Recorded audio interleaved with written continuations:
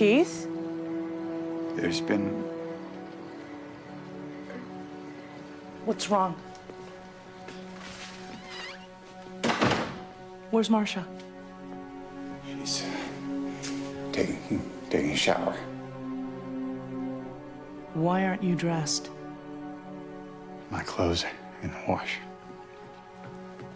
Keith, put this on. Hello, Eleanor. Marcia? The master bedroom. Just go look.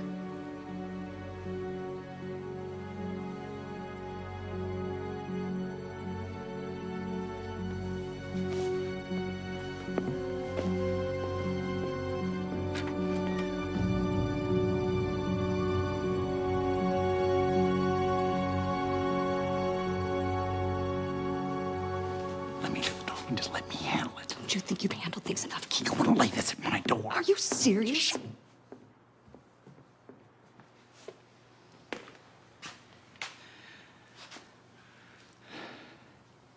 Have you called an ambulance? He seems a little dead for that. What about the police? We called you. Given the man died in our house, we were nervous about becoming suspects, so we notified our attorney. So the police haven't been called at all? Not yet, no. Do you know who the victim is? His name is James McNown. He's a business associate of Marcia's. What happened? If knowing the truth would prevent you from representing me, Eleanor, you're not getting it. How are you doing, sweetie? Okay. Hi, Eleanor. Hi, Allison. Okay, look, we have to notify the police. And what do we tell them? Well, None of us has any idea how it happened. None of us saw it. he just showed up in your bed dead? Yes. That's not gonna sound very convincing, Keith. Eleanor, I'm placing myself in your hands now. I'll tell you as much or as little as you want to know. It's up to you. But I don't want to say anything that'll keep you from representing me. So tell me what you want.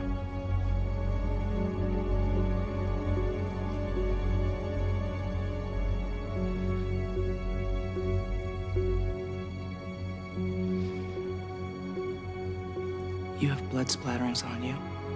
Go take a shower. I'm gonna call the police in 10 minutes.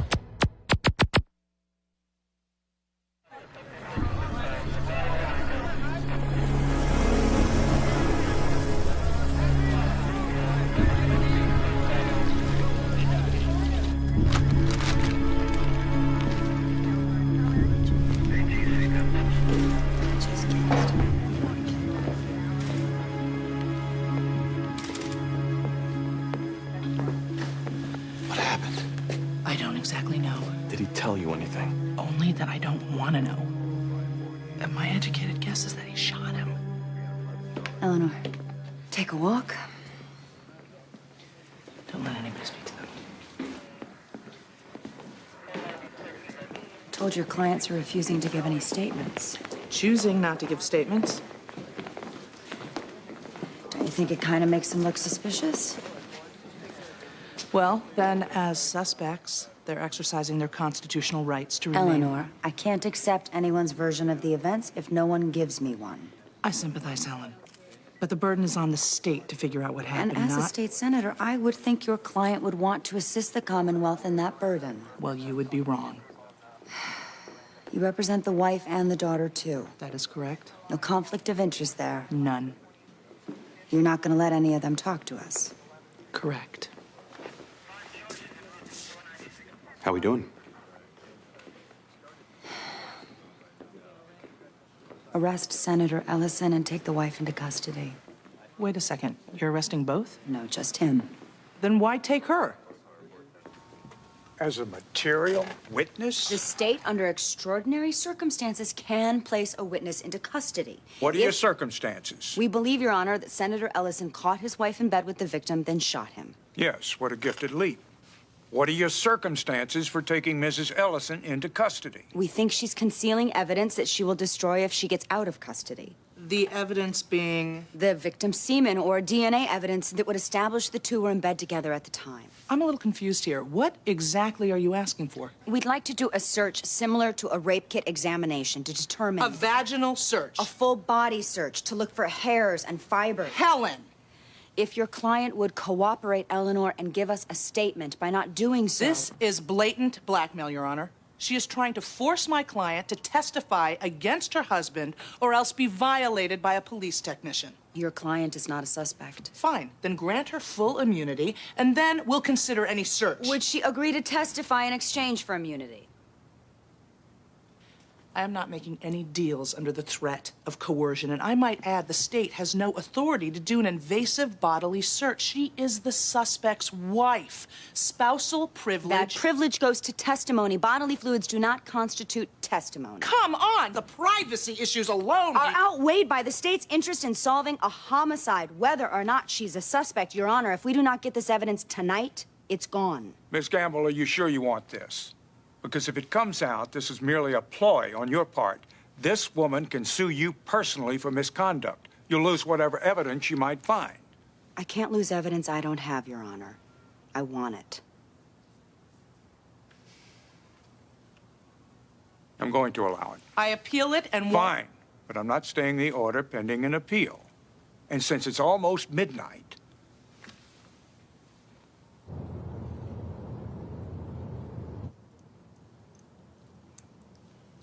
Hold a little still if you can. And people wonder if we're becoming a police state. I'm gonna be all over them on this. I promise you, Marcia. Mrs. Ellison, if you could just remain still, this really shouldn't hurt. It shouldn't hurt. Marcia? A man was shot in my home. My husband was arrested. And Dr. Fingers is down there with a snorkel. Would you describe this as a painless experience, Eleanor? Let's just get through this. Of course, get them issued tonight. Wake the magistrate up if you have to. Not been given any details as to what happened this evening. The police have issued no statement as of yet, except to confirm that a fatal shooting did take place in the senator's home, occurring sometime this evening. Unconfirmed reports suggest that the senator was in fact home at the time. Helen, where are we? The senator is in custody. We have the gun. We're getting the warrants issued to search his house tonight. He had his lawyers there before the police, even. He's not talking, and it's not likely to change. Mm-hmm. This is Alan Lowe. He just came over from Middlesex. Hi. Why do I care? Because he's your backup on this. Look, I don't need any I do. The heat on this is already... Mr. Lowe's reputation is that he has difficulty with the concept of playing backup. Your first chair, Helen. He gets that. Use him, Helen. Keep me informed.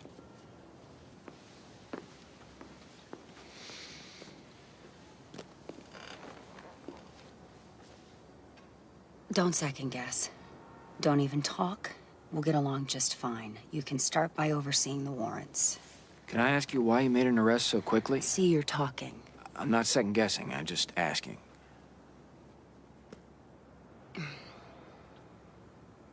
The only way I could search Mrs. Ellison was to make a showing she's not a suspect. The best way of doing that was to arrest the senator. Anything else?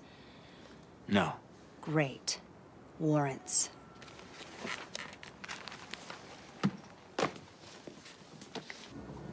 A cavity search? She called Judge Finkel. And did they find anything on her? I hope not. She took a shower before the police came. The victim wore a condom, so maybe there was nothing.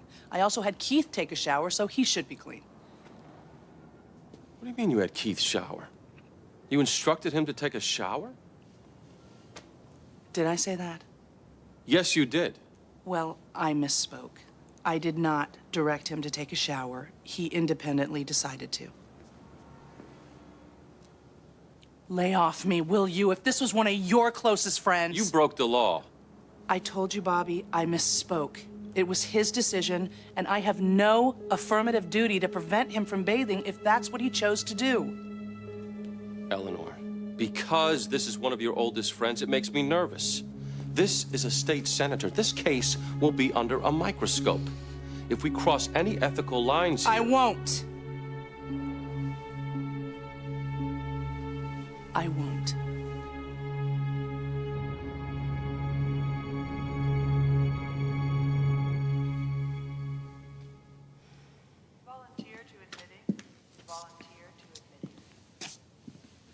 Did you find what you were looking for? Well, it'll take a little time for them to analyze everything they found, Mrs. Ellison. I just wanted to talk to you for a minute.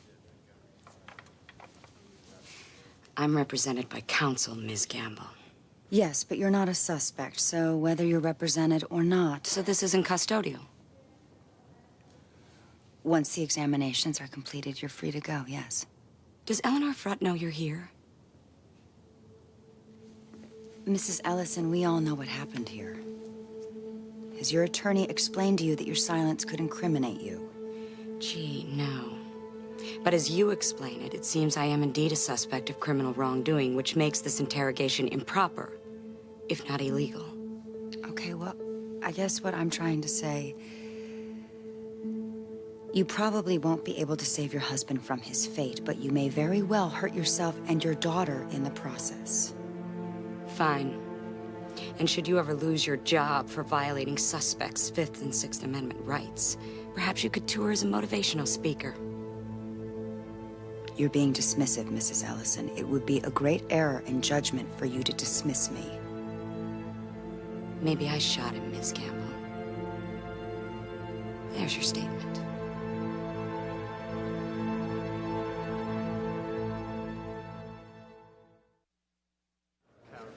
We're told, Jenny, that warrants were issued last night and that Senator Ellison's office is being searched as we speak.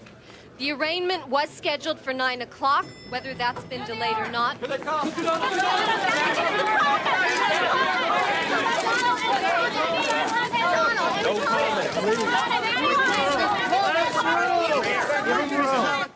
Next matter on the calendar, criminal case number 32723, Commonwealth versus Keith Ellison. Murder in the first degree. Eleanor Frutt for the defense. Good morning, Your Honor.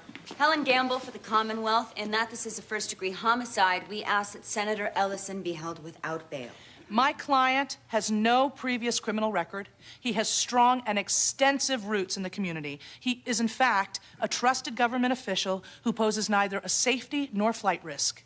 The defendant is being charged with a brutal homicide. The fact that he is a state senator should afford him no special consideration. We are not asking for favors. In fact, just the opposite, that he be treated the $1 same... $1 million bond, $250,000 cash. Thank you, Your Honor. We would also move for an immediate trial. The prosecution needs time to develop its case. An arrest has been made here. If the prosecution doesn't have a case... I would appreciate it if counsel could refrain from posturing. What are you looking for?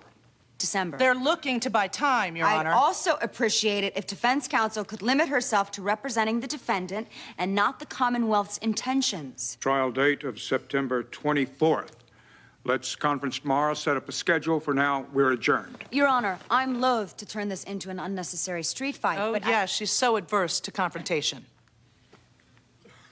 I believe counsel, in her zealous efforts to provide legal representation to the defendant, is guilty of witness tampering or worse, obstruction of justice. What? We have been unable to interview key witnesses to this crime, people present at the scene who have been instructed by Miss Frutt not to talk to either police Miss or... Gamble is now attempting to try her case in the press and contaminate a potential jury pool. I am attempting to cut through a cover-up orchestrated by counsel. The district attorney anticipates not being able to mount much of a prosecution, so she's trying to establish the perception that it's our fault she can't assemble evidence. Defense counsel is again trying to represent my thoughts Your instead thoughts are transparent enough for everyone. All right, Ms. Gamble, you will not be using my courtroom to color public opinion. I'm not doing that, Your Honor.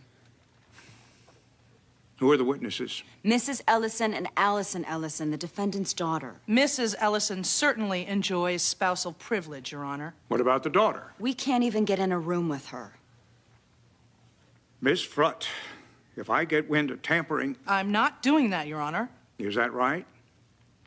Do these people have separate counsel? I am the family attorney. Oh, you're the family attorney. Did you tell the wife and daughter they could face accessory charges? Did you advise them it might be in their best interest to cooperate with the police? Any and all communications between me and my clients is, of course, privileged, Your Honor. Mrs. Ellison and Allison, I strongly advise both of you get your own lawyers here.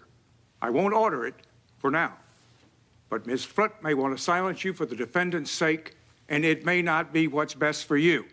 In the meantime, Ms. Frutt, I am ordering that you make Allison available to the district attorney for an interview.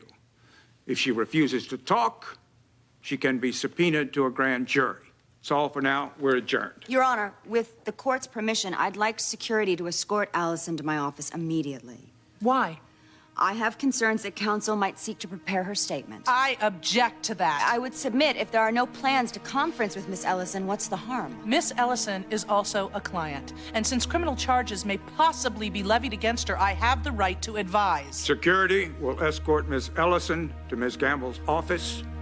Defense counsel, but not the defendant, may be present at the interview. We're adjourned. Do you have any idea what she's gonna say?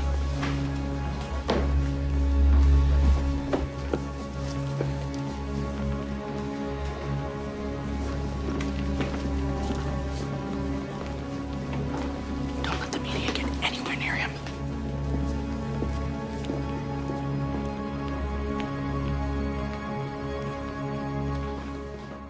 Jimmy, you take the neighborhood, see if anybody heard or saw anything. I'll interview the employees at Mrs. Ellison's job. Lucy, you stay on top of the incident reports. Lindsay, you're in charge of jury consultants. Hire them today. Beck, I need you to research temporary insanity, heat of passion. Research? Why do I always get research? Rebecca. You always put me on research. Why can't I ever do field work? Because Jimmy and I are better at it. Sorry if that answer disappoints you. Are we sticking everybody on this one case? Yes, we are, Lindsay, because like it or not, we will be defined by this one case. We will be the firm that either won it or didn't win it. It would be nice to be the firm that won it. Everybody's got a role. Let's go.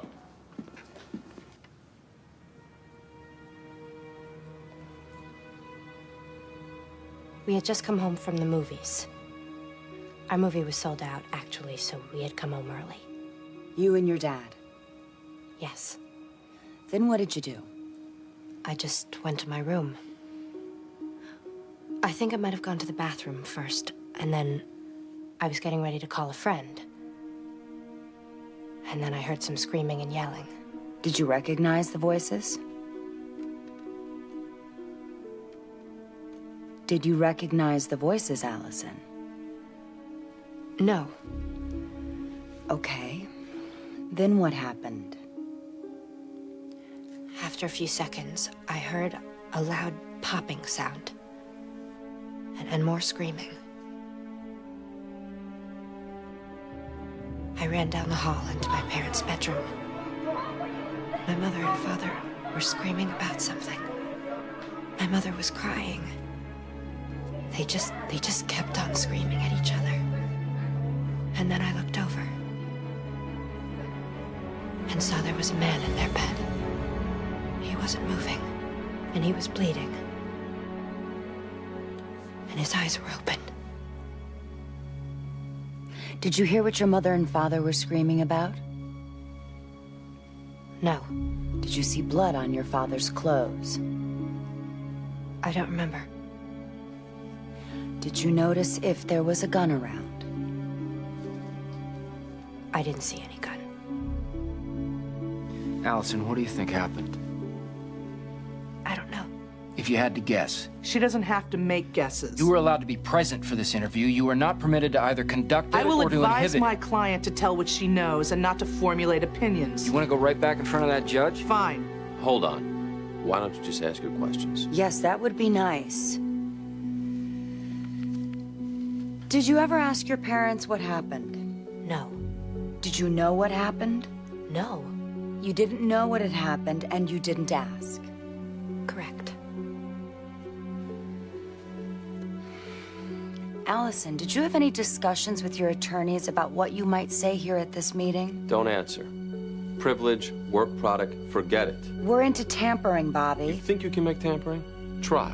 But don't be asking our client about conversations she had with us. So you had a conversation in preparation for this meeting. Don't answer.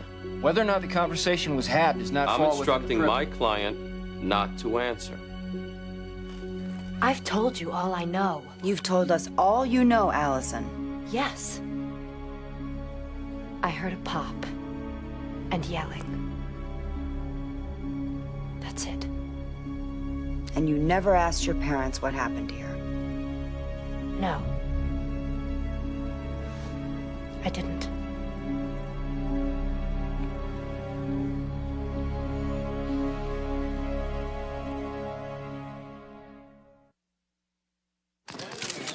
We have no new information to share with you at this time. Has Senator Ellison made any kind of statement?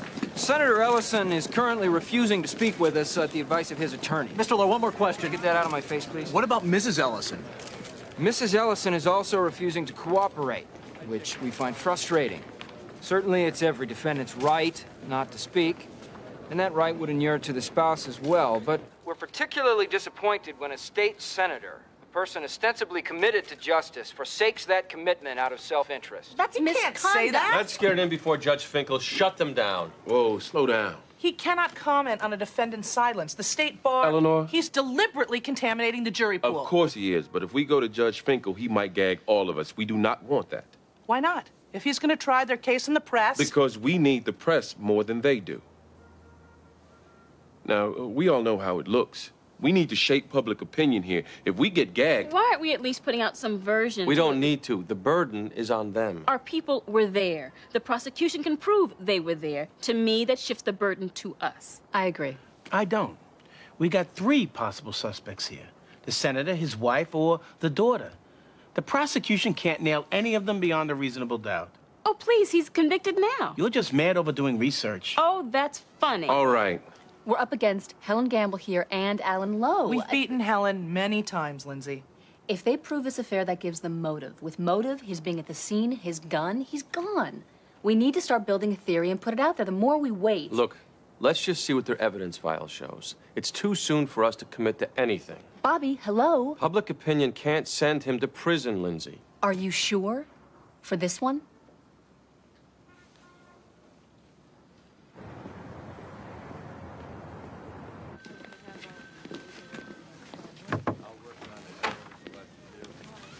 Is it good news?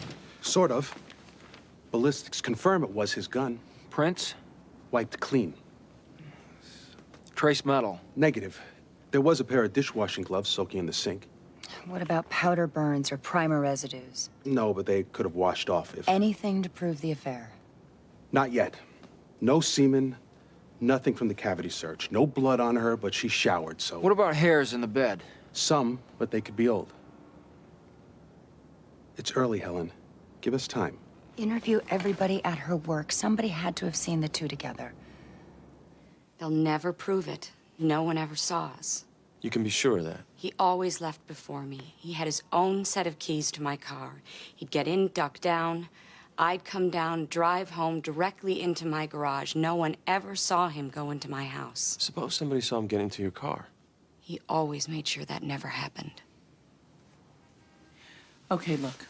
Ordinarily, we would just sit back and do nothing here. We would leave the burden to the prosecution to prove the crime. The problem, this case is so high profile that there's an enormous danger of jury contamination.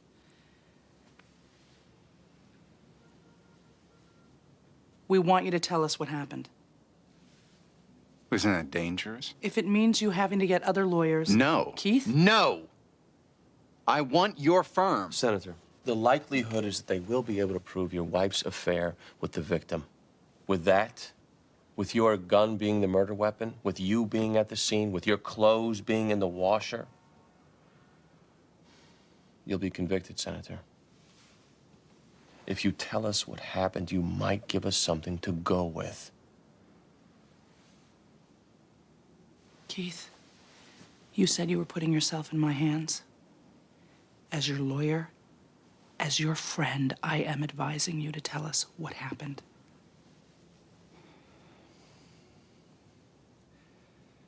The movie was sold out. So Allison and I came home early. Allison, I guess, went off to her room and I went upstairs. And I heard sounds coming from our bedroom. I heard a male voice. And I thought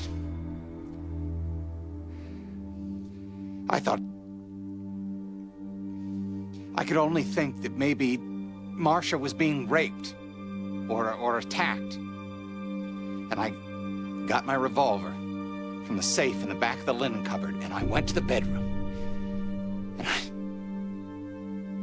I saw this stranger on her and I squeezed the trigger. And suddenly, Marcia was screaming. There was blood everywhere. It all happened so fast, and I saw this man and I shot him.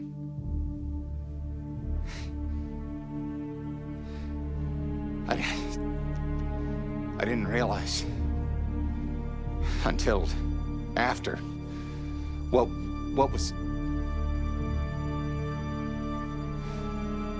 what had really been going on. The problem with that? The gun was wiped clean of prints. Your clothes were in the washer. And the question will be, if you thought you were justified, why did you try to cover your tracks? I did that. It was stupid, I suppose, but he's worked his entire adult life building his public career. And I didn't want to see it all go away because of something that I caused. I assume you will testify that from your vantage point, it appeared he was acting in defense of you. Of course. Well, then that's how we proceed. We argue mistaken defense of others. It's a form of self-defense. I'd like to make a public statement. I don't recommend that. You said yourself that they were trying this in the press. Anything you say could be used to impeach you. I'll keep it short. It's a bad idea. It's a great idea. I mean, you can certainly go over what he plans What to if say. he ad-libs the wrong thing? You make sure he doesn't. Bobby, his going before the cameras, it goes to the same jury pool the prosecution is trying to influence right now. And if he talks, more cameras will be rolling. Why aren't we going for a change of venue, if you ask me? We want this venue, Rebecca. He's a celebrity here, a popular one. Well, if he goes forward with a statement now, you're married to self-defense. You can't then go on the elements. Does anybody here really believe we've got a shot on the elements? I mean, his house, his gun, he's at the scene, and they can probably prove the affair. Self-defense is our best hope, and best we start working the jury now. I'm with Eugene. Let the man talk.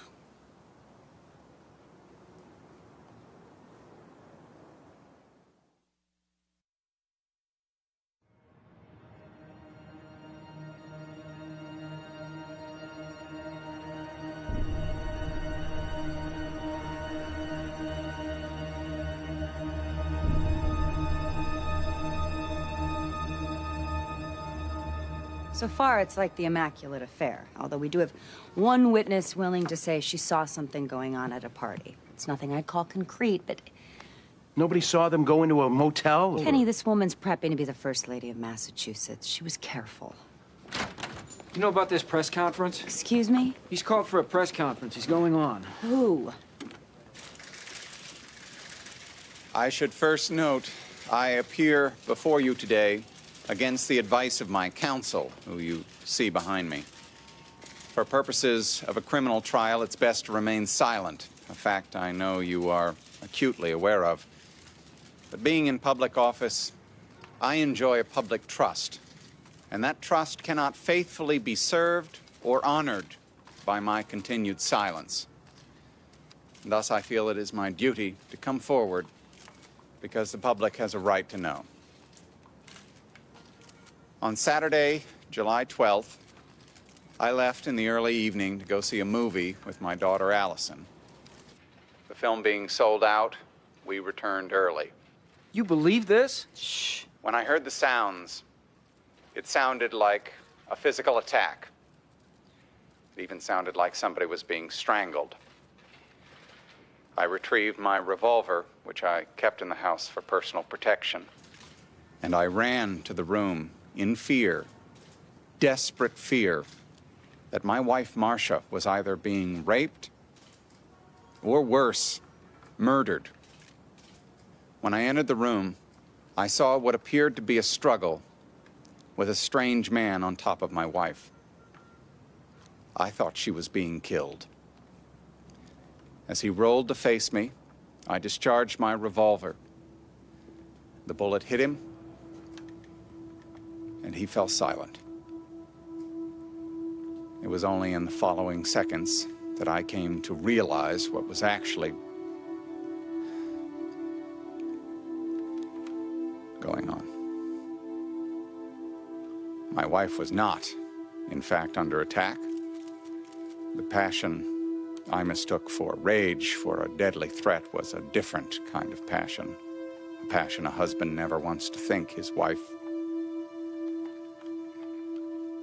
I shot a man who was committing adultery, not a man who was trying to kill. I didn't realize this until it was obviously too late. Though I will have to live with the fact that I took another human life, it is something I will never get over. In my mind, I saw a potentially deadly threat of violence against my wife. I accept responsibility. I ask for no one's forgiveness, only your understanding. Thank you. The fact that Senator Ellison would refuse to talk to the police, would refuse to cooperate with our investigation, only to go before the cameras with a self-serving ramble overtly designed to poison the objectivity of the people he was elected to represent, I found that to be inconceivable. I found it personally disgusting. Did you know he'd be claiming self-defense? You know, we expected something desperate, and that is exactly what this is. It's an anemic Hail Mary from a guilty murderer. Why was the gun wiped clean of fingerprints? Why were his clothes thrown in a washer? Was this obstruction of justice in service to his public trust? Who exactly did he honor by trying to cover all of this up? Well, let me tell you this. As a district attorney, I have a duty to the public trust as well. And that's to see that when people kill human beings, they go to prison. There's no exceptions for politicians. No excuses for wronged husbands. No favors for eloquent speakers. You kill, you go to jail. And that is what will happen here.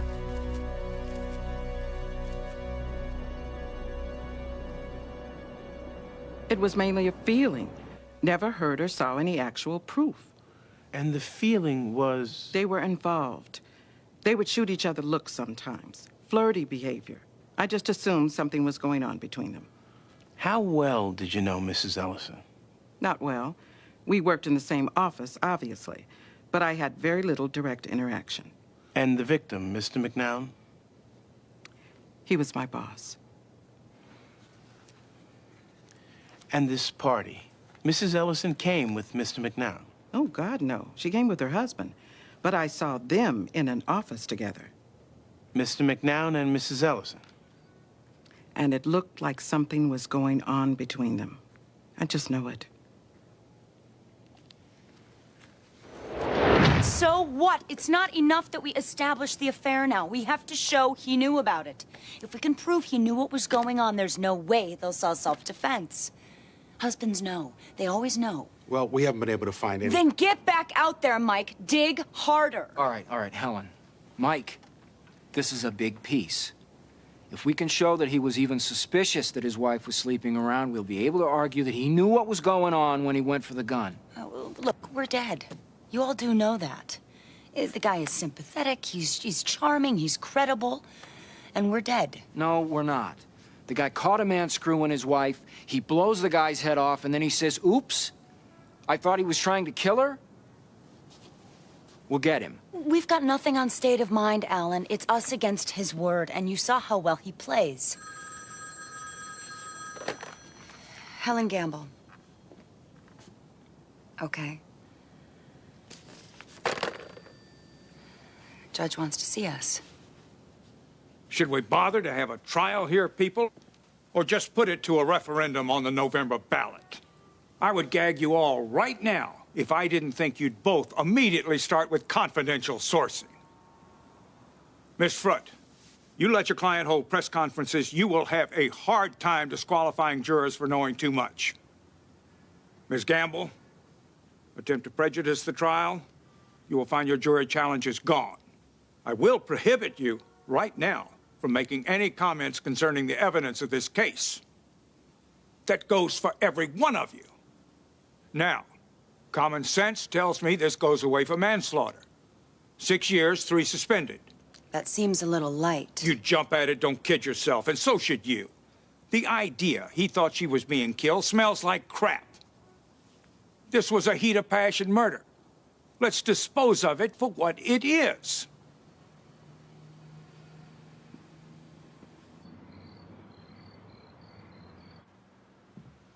Are you recommending it? With good behavior, you could get out in 18 months. Isn't that a bargain for human life-taking?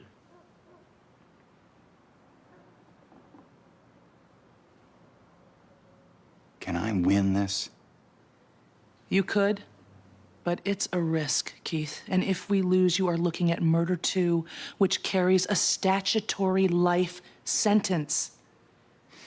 I just told the public it was self-defense. If I plead on manslaughter, how would that look? I think the public is sophisticated enough to know. And they believe me, by the way. Have you heard the HDH poll? My approval ratings are higher than before the shooting. Well, then it was all worth it. Do we have a problem? Do we have a problem? Eleanor, I was having an affair. I was fond of this person, and Keith shot him. Clearly, these are not the best of times.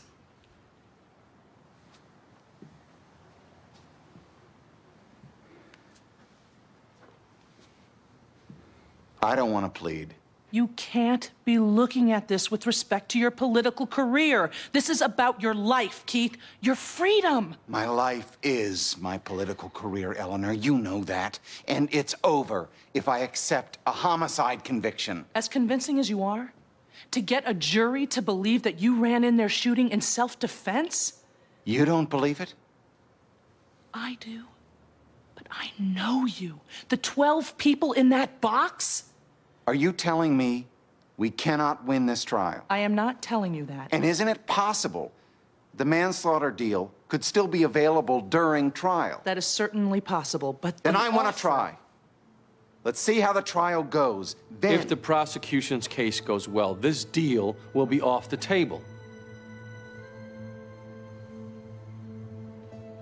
18 months, Keith. You killed a man. It was mistaken self-defense. The prosecution knows they can't disprove that. That's why the manslaughter is being offered. We go to trial. You understand the risk. I do. Let's go to trial.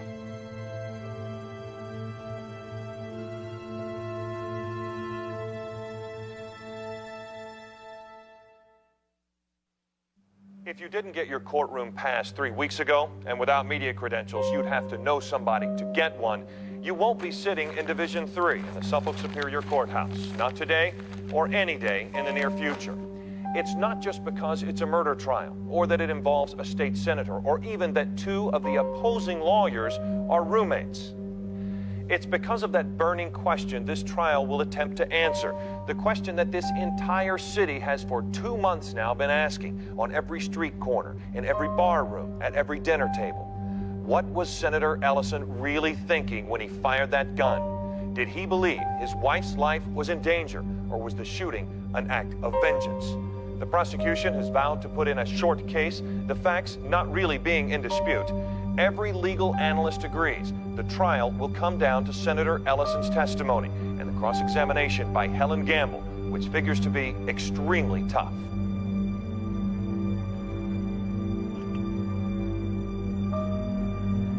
Let's go.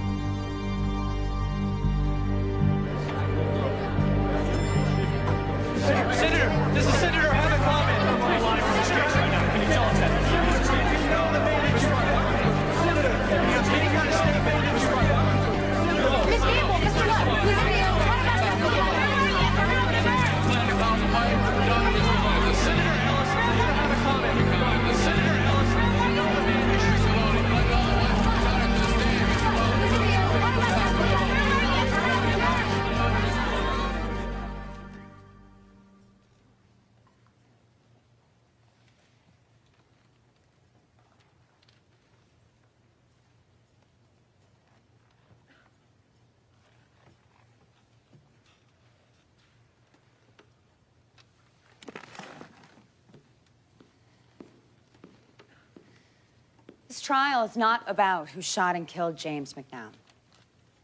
The defendant did that. There's no dispute there. This trial is about why he did it. Now, the evidence will show conclusively that the defendant discovered his wife making love to the victim and, in an act of anger and revenge, murdered Mr. McNown. The evidence will show the defendant then sought to cover up his crime, that he either destroyed or tampered with evidence in an attempt to get away with this murder. There's an old saying in the medical profession: when you hear hoofbeats, don't think zebra. Now, this means instead of looking for some exotic, far-fetched diagnosis, just see the obvious. In this trial, ladies and gentlemen, the Commonwealth will only be asking you to see the obvious. The defendant murdered the man sleeping with his wife.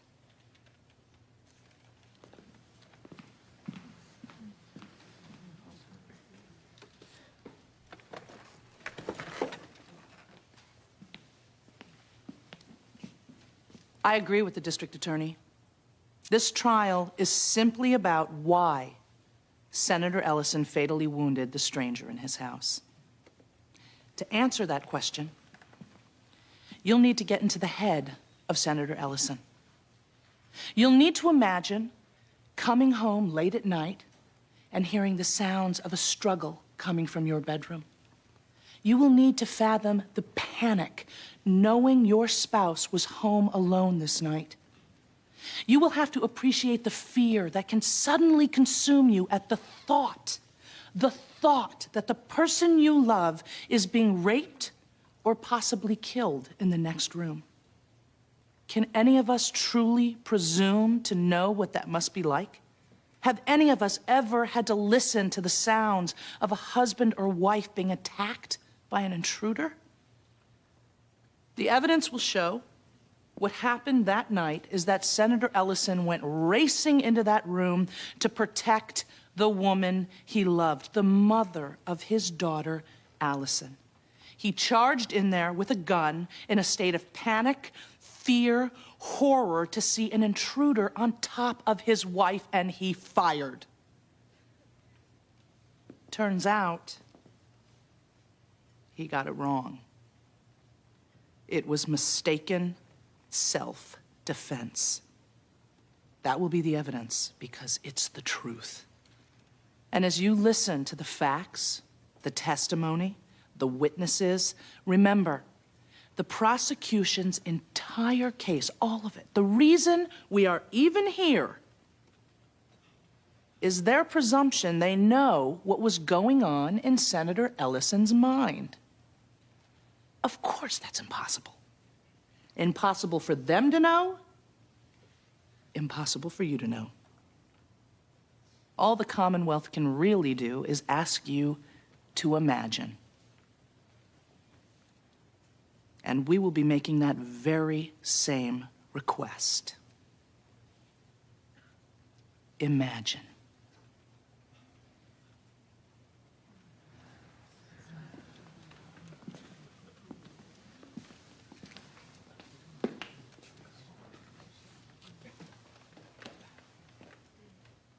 That's how he looked when we got there. Who else was there when you arrived, Detective? The defendant, Mrs. Ellison, the daughter Allison, and the defendant's attorney, Ms. Frutt. The attorney was there before the police. That's correct. Who called the police? Ms. Frutt. Was there ever a 911 call placed from the residence? No, there was not. After you finally got there, at some point you decided to place the defendant under arrest for murder. Yes. Why? It was a single gunshot wound to the head from a fairly close range, resembling an execution style. Objection? Sustained. The gun was found on the scene. It belonged to the defendant. Did you check it for fingerprints? It had been wiped clean of any fingerprints. Did you subsequently do any tests on the defendant to determine if he had held the gun? Yes. We did what is known as a trace metal test, which basically indicates whether or not a person has recently held a firearm. And what were the results of this test? They were negative. Well, now I'm confused. Because the defendant subsequently admitted that he had held and fired the gun. We believe that he either wiped the residue off or he was wearing gloves. So before he ran to get the gun, he first ran to go put on a pair of gloves. Objection, speculation. Overruled. He can state his opinion. We think he was going to hide his ID as the shooter, then change his mind and went to self-defense. When you arrived, Detective, how was the defendant dressed? He was showered, wearing freshly laundered clothes. The clothes he had previously been seen in were in the washing machine. The washing machine? Was that on when you arrived? No, but judging from the heat on the surface of the machine, we determined that it had been on within the previous 40 minutes. So, after the shooting, the defendant did a load of laundry. Seems so. After a shooting at this range, it's likely there would be some blood splattered on Senator Ellison. Isn't that right, Detective? Yes. Isn't it also likely, Detective, that a person might not want to stand around in bloody clothes? That's possible. And if one were to take off bloody clothes, what would one likely do with them? Fold them up, put them back in the drawer? Objection. Withdrawn. It's your testimony, Detective, that because my client washed his clothes, that made him suspicious. Yes. It's one thing You answered the question, thank you. You also testified that he'd taken a shower. Which I also found suspicious. Preposterous to think that a person splattered with blood might want to wash himself? I found it a little preposterous that he would shower and do laundry before even calling the police, yes. Oh, you know he did those things before Miss Frutt called the police? I know he did them before we arrived. That wasn't your statement, Detective. Your conclusion was he did them before you were called. Can you state that to a conclusion, Detective? No. So this was a conclusion you just leapt to? No. You just took the evidence found and made it fit with your theory. Objection, argumentative. Sustained. Ever known it to be the case, Detective, where one holds the gun, shoots it even, and the trace metal test comes up negative? Very unlikely. Ever known it to happen, Detective? Yes. And if one were to take a shower, Detective, would that make it more or less likely for the trace metal test to come up negative? Washing the hands doesn't My question, Detective, is would showering make it more or less likely for the trace metal test to come up negative? I would say more likely, but... So it's likely my client didn't wear gloves like you think. That's possible. Thank you, Detective. I thought you crossed him well. We still got to deal with no fingerprints. Why the gun was wiped clean. Marcia covers that in her testimony. That was a weak opening for the prosecution. I'm surprised they led with that. What else have they got? Who's next? Jason Perlmutter, former aide to the senator. I'm ready for him. What did the consultant say? McGuire did come off credible, and phoning the lawyers before calling the police didn't go over well. They thought you were a little aggressive. What else? That's basically it. They thought you did a good job poking holes, but McGuire still seemed reasonable, and ultimately they believed him. You got to take care of Perlmutter. Something was bothering him the whole week. The week before the shooting? Yes. Senator Ellison is typically a very affable person and rather easygoing for somebody with the stress of his kind of work. But in the days before the shooting, something was troubling him. How are you in a position to notice all this, Mr. Perlmutter? I was his aide. I was typically with him 12 hours a day. Did you ask him what was wrong? Objection, hearsay? Declaration against interest. I'll allow it. Did you ask him, sir? Yes, he indicated it was stuff at home. And you took that to mean? Problems with his marriage. How did you come to take it that way? Well, he would indicate that he and his wife would go through bouts of estrangement. And after working for him for 11 years, I developed a pretty good barometer for detecting when things weren't going well. And the days before the shooting, this was one of those times, in your opinion? Yes. Are you a psychologist? No. Did Senator Ellison tell you he was having troubles with his wife? No, not specifically. But you have a barometer. He said stuff at home. And you just took that to mean problems with the wife? I had also seen them together many times, Ms. Frutt, and witnessed the estrangement. He has a daughter, Allison. Did you know that? Of course. Did you know that she was arrested for possession of marijuana last year? No. So, stuff at home goes on that you don't know about. Isn't that right, Mr. Perlmutter? I never laid claim to knowing everything that goes on in his household, of course not. So, when Senator Ellison said stuff at home, you were only guessing that it involved his wife, weren't you, sir? Again, after 11 years of working with the man... You've got that barometer. Objection? Sustained. Nothing further. You're in some trouble. Why? Well, you're asking them to believe he shot a man by mistake who just happened to be sleeping with his wife at the time. Which is what happened. Maybe so, but for the jury to believe it, everything has to be going our way. With the suggestion of marital troubles, it just makes it a little hard to believe that Keith didn't have some inkling of what was going on. Is that what the consultants think? It's what I think. Who's up next? Candace Levy. She's just to help establish the affair, which since nobody's arguing, I don't know why they're still bothering to call her. They're calling her to set the idea. The more people who knew about it, the more likely the senator knew about it. Well, there's nothing she can say that will really hurt us. And besides, she's the only one who seemed to know about it. Who's after that? They still might call Allison to establish a time frame. She's not going to give them any help. They won't dare call her.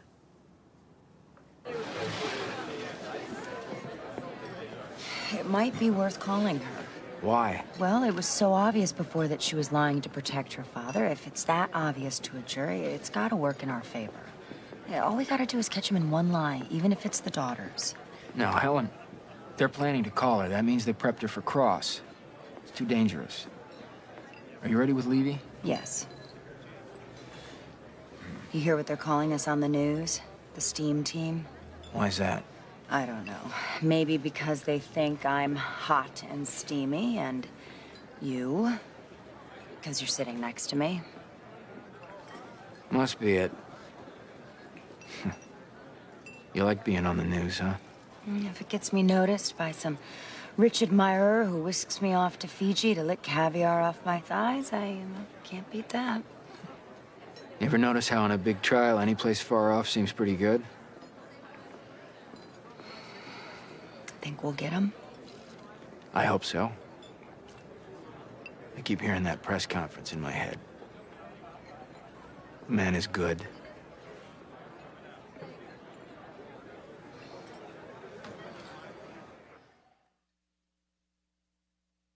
All in all, it wasn't a terribly powerful day for the prosecution, but the consensus is It didn't need to be. Though technically the burden is on the state, most experts feel that burden has really shifted to the defense in this case. I'm getting a bad feeling, Bobby. Anything on the table? No. We haven't even put in our case yet. Our case? Well, a big part of it is Marsha's unflinching support, which isn't so great. She'll say what she needs to say. I got a bad feeling.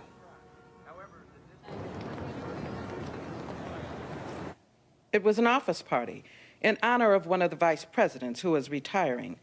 Mr. McNown was there, so was Mr. Ellison with his wife. What's your position, Miss Levy? I'm the head of accounting. And who was your direct superior?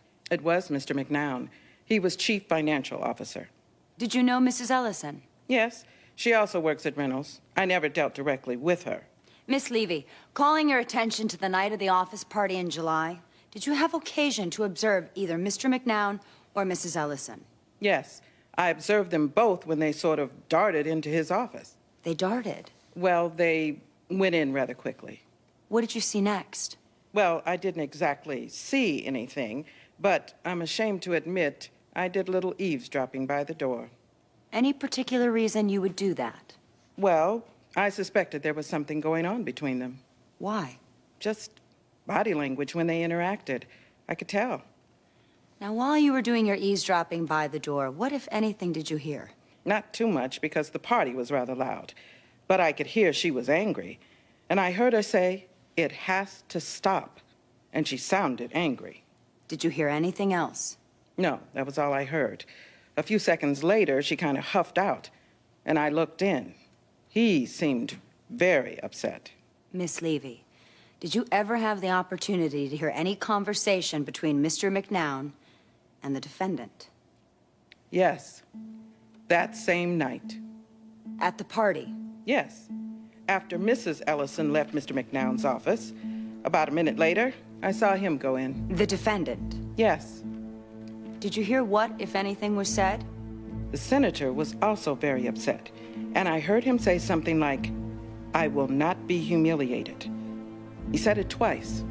"I will not let myself be humiliated." Those were his words. Then what? He stormed out. Miss Levy, are you positive that this was July 10th, 2 days before the shooting? Absolutely positive. Thank you, Miss Levy. Nothing further.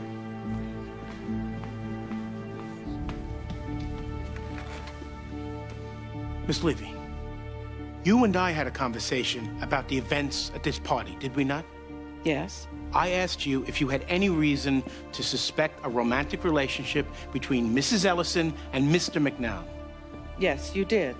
You told me all about how Mrs. Ellison went into Mr. McNown's office. That's correct. Same as I've said here. Yes. Well, did you ever tell me you saw the defendant go into Mr. McNown's office? I don't believe I did. Why is that, Miss Levy? You didn't ask.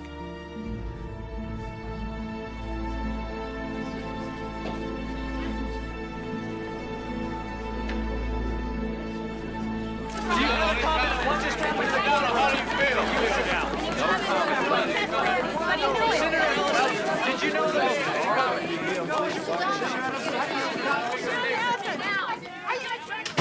It's unfair surprise. That testimony... It is an unfair surprise. She was on their list. Not to say that, she didn't. It isn't unfair surprise. It was a screw-up, and it was yours, Jimmy. How could you miss... Hey, she's lying. They put her up there to lie.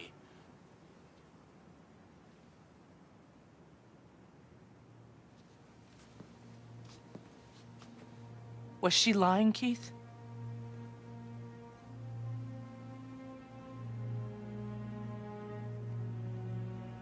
You knew. You knew about the affair. So you murdered him. Eleanor. I am talking to the client. I'm not interested in what the client has to say. If we plan to keep going with self-defense, you're not interested in anything the client has to say. Are we clear?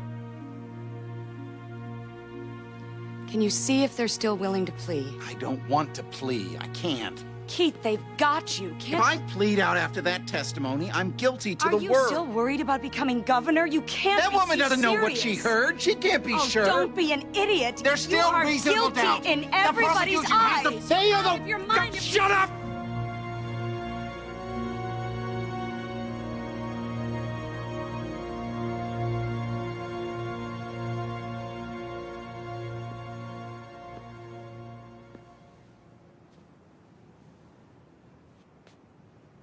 All right, look. There's not going to be any plea offer from the prosecution at this point. Our only course is to proceed with self-defense. We argue that the woman heard it wrong. It was a loud party, she had certain predispositions, and she heard what she wanted to hear. You will have to account for what she thinks she heard in your testimony. Your testimony stays the same. You will go up first to describe your father's calm, pleasant demeanor as he came home that night. We tell the truth. This is not over. It will be if we fall apart. I'll check with the clerk to see when we go back.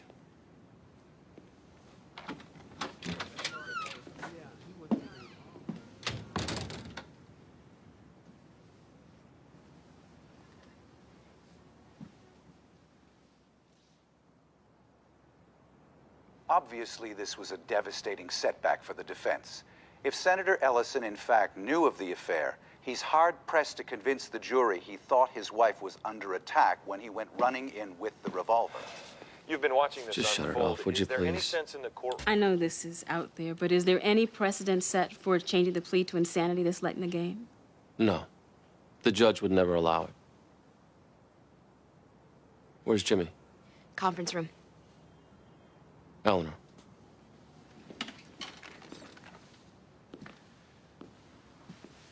I know you're dejected, but the jury cannot see the face I'm looking at right now. Remember his press conference? If he's great on the stand, who knows? One more thing. This may not be the time, but I'm going to say it anyway. I don't ever want to hear you attack a member of this law firm in front of a client again. Never mind the disrespect to Jimmy. We don't need to be inviting malpractice claims.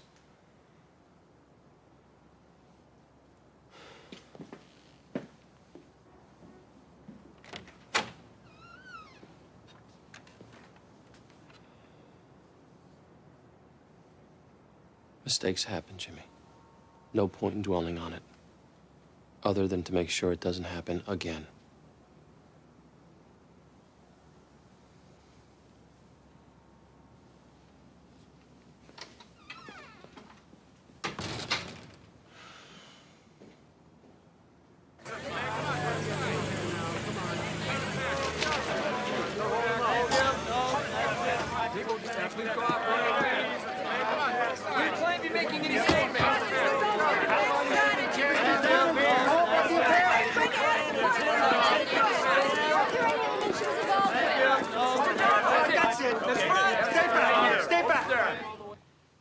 We have an extremely difficult decision here. We need you to listen to us and consider this carefully. Your fate is obviously in your hands now. For your testimony, you can maintain self-defense. For anybody else, I would consider that ludicrous, but you have a gift when it comes to persuasion. Personally, I think it's rabbit out of the hat time. But juries are loath to convict celebrities sometimes. Now, there is an alternative. Which is? You could do a big mea culpa, admit that you acted in a fit of rage. And what would be the purpose of that? I think the jury might believe it, and you'd have a shot at manslaughter. If you stick to a story the jury perceives to be a lie, our fear is they would hit you with murder one. The difference is 6 years versus life without parole. Those are not choices, Eleanor. You didn't leave us with many, Keith. You people have pulled miracles before. Not when... I can't go before the public and say I lied. Keith, we're not talking about re-election anymore. I want my miracle.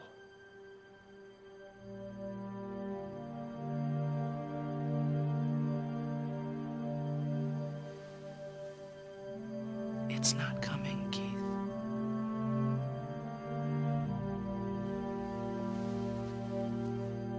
Now tell us what you want to do.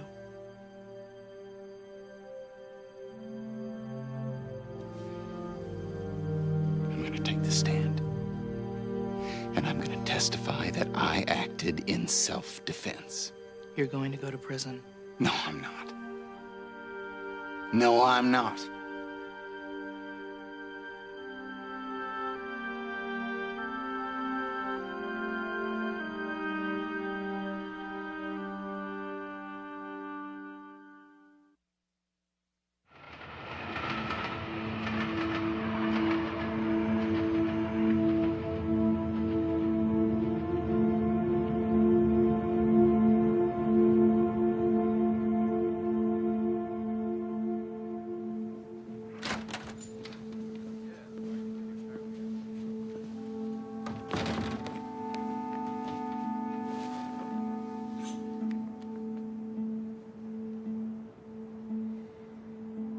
You remember how we used to talk Shakespeare?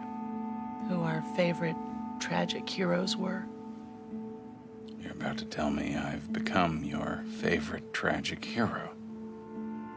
Our friendship kinda waned a little, Keith. I became a blight, the unseemly defense attorney who represents rapists and murderers. Not great photo ops to be seen hanging around with me. I got it, Keith. It isn't true. Yes, it is. But nevertheless, you came to me, Keith. Because for somebody charged with murder, there is no better friend in the world to have than me and my firm. You need to listen to the expertise you hired. If you stick with self-defense, it is my belief you will lose. If I tell them I lied, Eleanor, everything I worked for, it's over. Keith, you have a daughter you love, a wife. Who will leave me as soon as the trial ends. We both know that. And she'll try to take Allison with her. I can't win this. Yes, you can. All we need is one juror. People love me, Eleanor. They love me.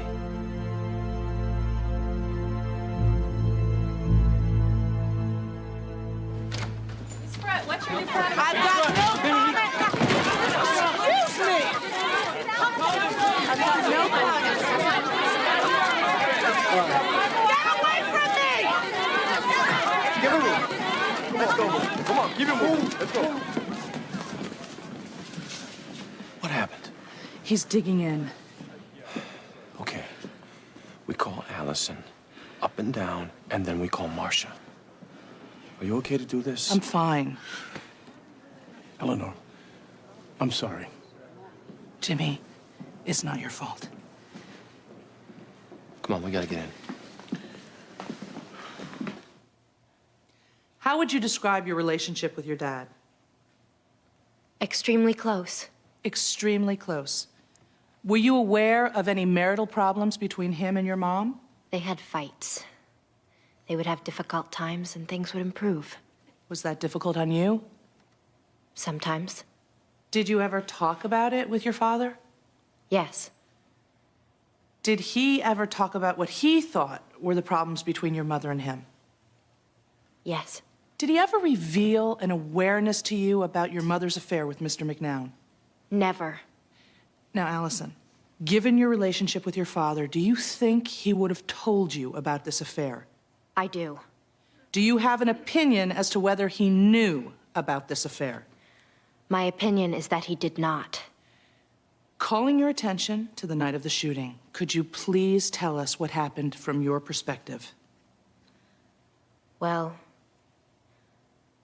the movie we'd gone to see was sold out. So we came back home. We came into the house. Dad went to the family room. I headed upstairs. And that's when I heard them. Heard who? My mother. And Mr. McNown. You heard them? They were in her bed, doing what they usually did when Dad and I were out of the house. Wait a second, you knew it was Mr. McNown? My father didn't know about the affair, but I certainly did. Well, when you heard them that night, you didn't tell your father? No. You just went back to your room? Eventually. Eventually? First, I got the gun, and I shot Mr. McNown. Your Honor. Chambers!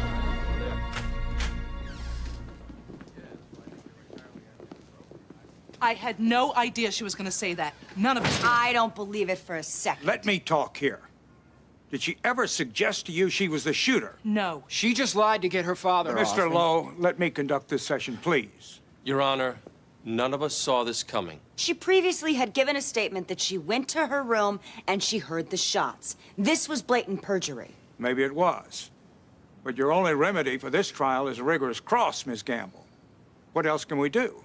I'll make a deal with her right now. I'll drop all perjury charges in exchange for admitting her lie. She's got an out. Well, even if she were to agree to that, I'm not sure it's in the senator's interests. Which is why you shouldn't be representing the daughter as well as... I don't disagree with that either at this point. But the fact is I am, and we have a situation. The situation is you have an ethical obligation to take the offer to your client. We dropped the perjury in exchange for her recanting. Otherwise, she's going to be taken from that courtroom into custody. Not in front of the jury, she's not. There's no Any statutory prejudice- minimum, Bobby. She could get 20 years. That's enough. You have an offer to take to the girl. If she refuses, your recourse is to try to impeach her on the stand and then arrest her post-verdict. You, and you. I want your bar cards by the end of the day. Excuse me? I'll hold them in escrow. If it turns out what just happened in there was one of those stunts you people have become infamous for, you will lose them forever. That's my promise.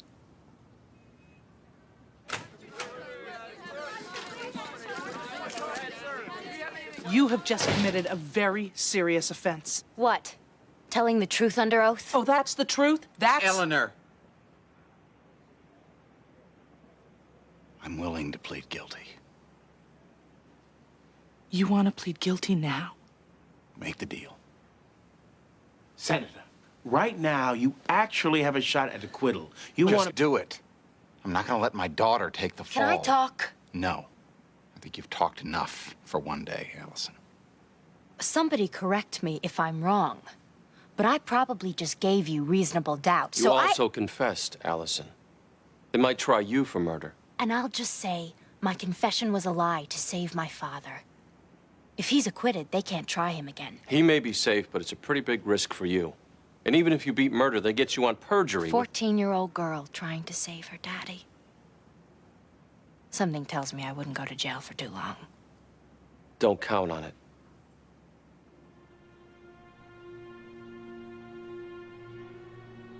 Are you really so sure I committed perjury, Mr. Donnell?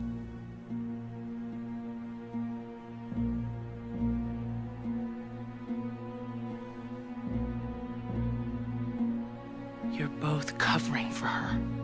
I want to plead guilty. Let's take a step back. I'm the client here.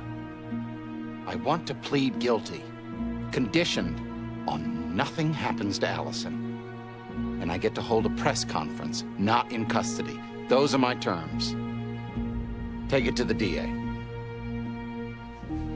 Bobby, can you take Allison and Marcia out the back door? I'd like to talk to Keith. Why? I just need a second. Let's go.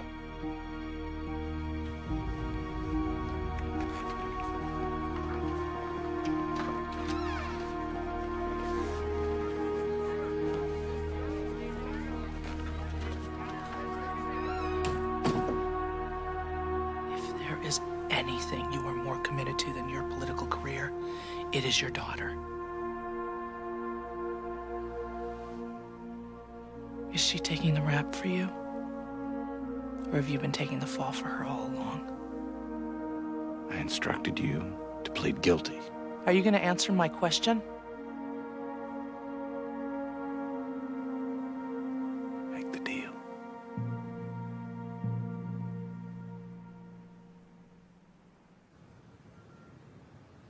Manslaughter? And no charges brought against the daughter on anything.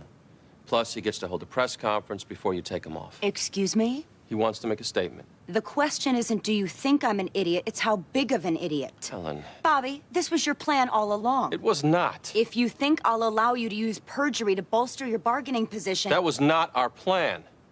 And I'm offended by your suggestion. Get out. Helen. I will not entertain any discussion, Bobby. Helen. You wait outside for a second.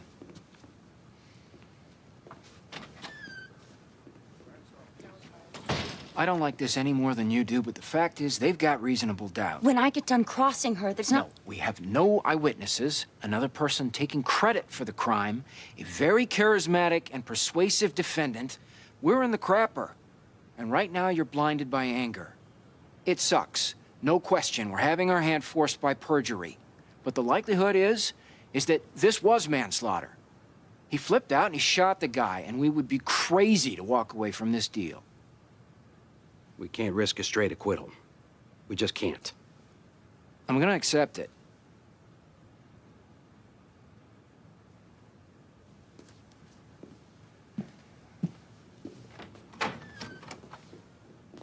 It's absolute madness in the corridor. The unconfirmed reports are a plea has been reached. Do we know what it is? Nobody calls. I'm informed now they're in court, and Judge Finkel is, in fact, being presented with the plea, which I'm now being told is a manslaughter conviction.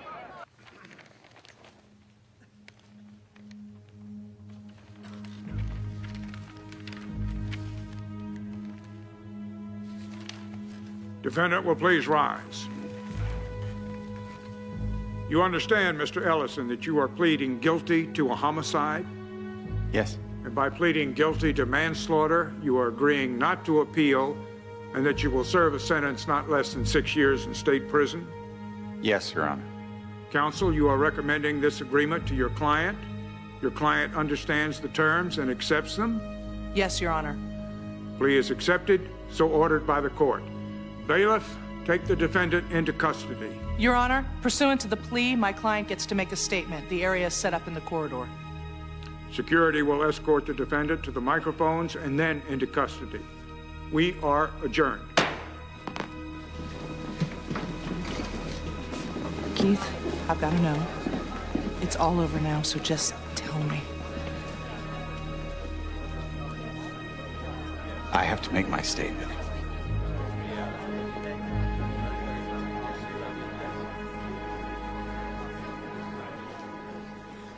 We are not at all satisfied with this outcome. We believe this was a second-degree murder, possibly first. We accepted this plea because we fear the perjury committed by the daughter could have severely compromised our case. This is a terrible day. We just made the best deal we could.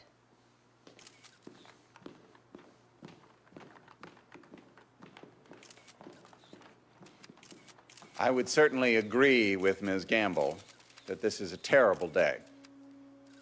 For whatever reason, my daughter, Allison, in a misguided effort to protect her dad, tried to mislead the jury as to what happened that night. What did, in fact, happen was exactly as I have maintained. I thought my wife, Marcia, was under attack, and I was in fear for her life. I only accepted this plea of manslaughter because my conscience cannot permit allowing my daughter to accept any culpability for this act. Did I make a mistake? Absolutely. Is that true, Marcia? Maybe I've learned something about gun. You think you're helping Allison? She's gonna end up as another teenage suicide, and you know it. And if she is the shooter, I am going to eventually prove it. You represent her. As of now, I don't. You're her lawyer. Not anymore. You really think if Allison did this, I'd stay quiet? I don't know. You might not want her life ruined because of an affair you had. I never had an affair, Eleanor. Excuse me? I say this now, client to attorney. The reason I told you they'd never be able to prove my affair with Jim McNown is because it never happened. Jim McNown had his affair with Keith. What? My husband is gay, Eleanor. And you know the old saying, two things that'll kill a political career. being caught with a dead woman or a live boy. Keith and Jim McNown were in that bed that night. That's why they found no semen on me. That's why they found no powder burns on Keith. And since Helen Gamble had to rule me out as a suspect in order to do the rape kit, she couldn't trace metal in my hands or test me for powder burns. You killed him? That information is sealed up in privilege, counselor. There's nothing you can do now but sit on it. So, at the party, I confronted Jim McNown with the affair. And when he said he wanted to go public with it, that's when Keith was overheard saying he wouldn't stand to be humiliated. You all were so close. Spouse comes home with daughter, finds spouse in bed with another man, snaps, shoots. You just had the wrong spouse in bed. And the wrong one with the gun. Made a mistake. Will now serve time for that mistake. But I will come out of this stronger. My commitment to the Commonwealth of Massachusetts shall never wane. I'll pay my debt to the society I vowed to fight for, vowed to serve, and I'll be back to serve it. I felt your hearts with me during this trying time, and I won't forget your unflinching support. And my heart will stay with you. And I will be back.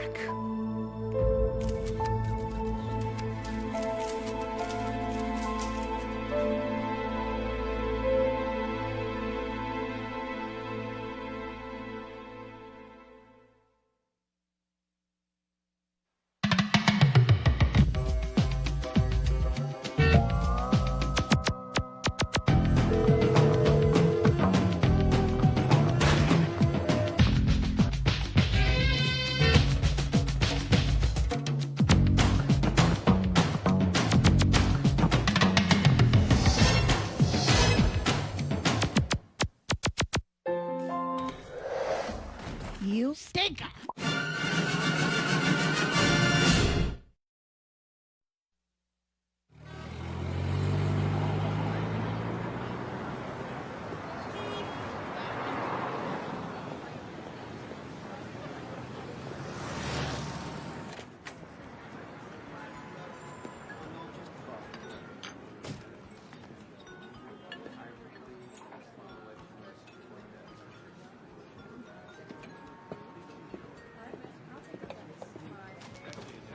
You number 218? Yes. I thought I was meeting Freddie. Well, Freddie works for me, but I gave him the day off. Mr. Herman. Jimmy.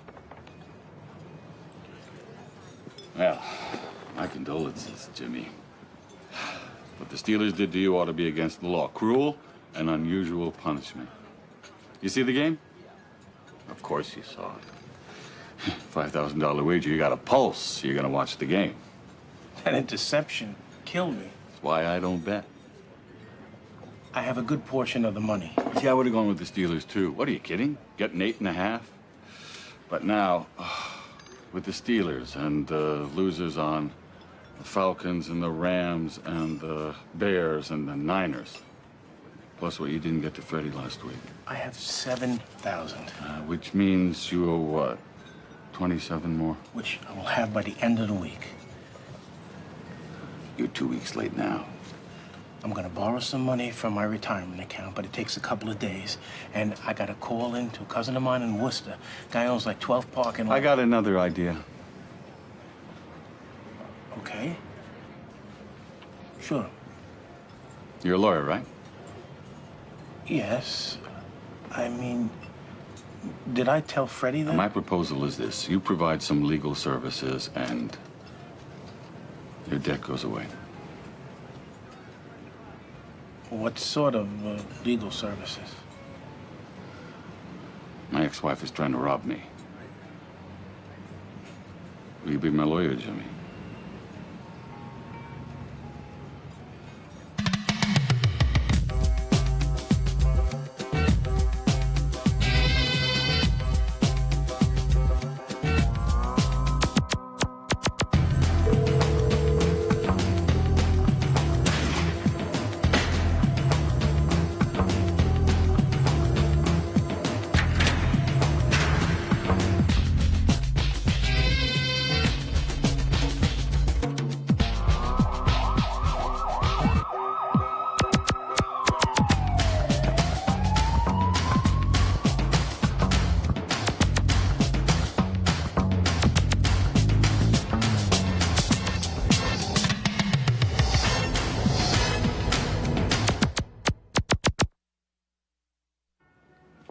decaf, Lucy. It's not. I can tell when it's decaf. It's regular.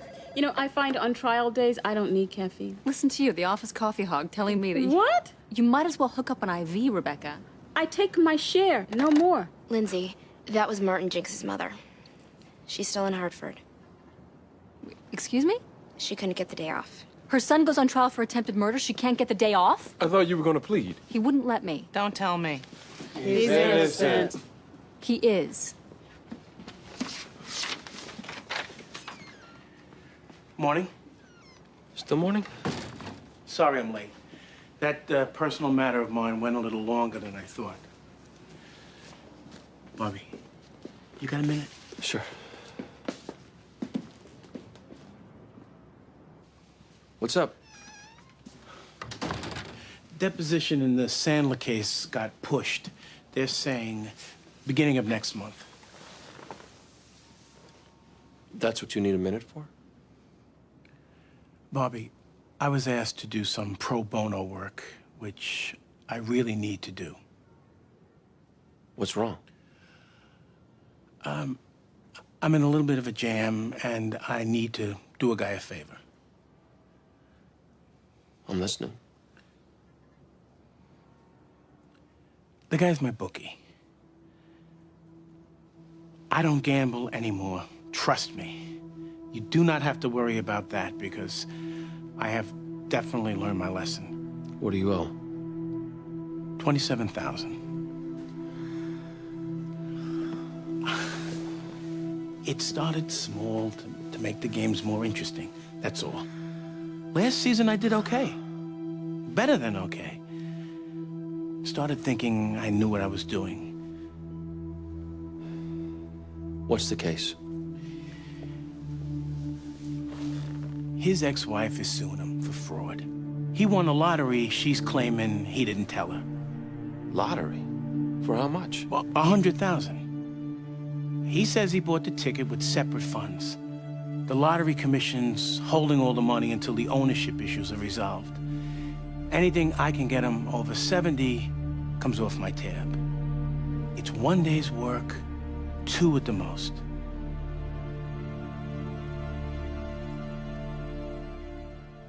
She did everything right. She stayed calm, she avoided eye contact, and she gave up the money without a fight. He shot her anyway. It's a miracle she didn't die. When did you arrive on the scene, Detective? Within minutes.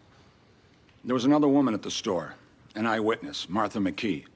She's the one that called 911. What happened after you arrived? Well, we got a description of the shooter from Mrs. McKee. We pulled the surveillance tape and started canvassing the area. We found the defendant less than 2 blocks away. What was he doing? Sitting on a stoop, drinking beer with some of his friends. He was dressed just like on the tape. Same sweatshirt, everything. What did you do next, Detective? We placed him under arrest and searched him. We found $580 in his pocket. This witness, Mrs. McKee, did she attempt to make a formal identification of the suspect? Yes, we showed her a photo 6-pack. This one? Yes. She positively identified photo number 2 as the man who shot the clerk. And whose photograph is in the number 2 slot? Photo number 2 is him, the defendant, Martin Jinx. The clerk who was shot, did she identify my client? No, she couldn't make any identification. None at all? She knew it was a white male, that's all. When you found my client, Detective, did you find a gun on him? No, we never found a weapon. Any fingerprints at the scene? He was wearing gloves. Did you find the gloves? No. It went good, didn't it? Well, it looked like you on the tape. It looked like me. Half my block has a sweatshirt like that. It's not just the sweatshirt, Martin. They've got that witness. Who's wrong? Wrong, but unequivocal. And she's a pretty credible person. Selectman, school committee member in Braintree, long She's history. wrong! Okay, you need to calm down. Here's the problem. If I put you on the stand, the jury could learn about your record. For getting high, stealing some CDs? I don't take off stores with guns. I don't shoot people. I believe you. But I'm telling you, I met with this witness. I talked to her myself.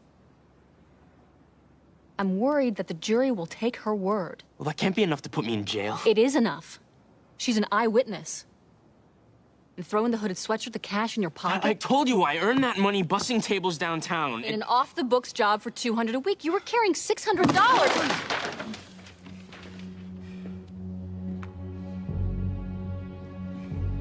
These are the questions you will be asked.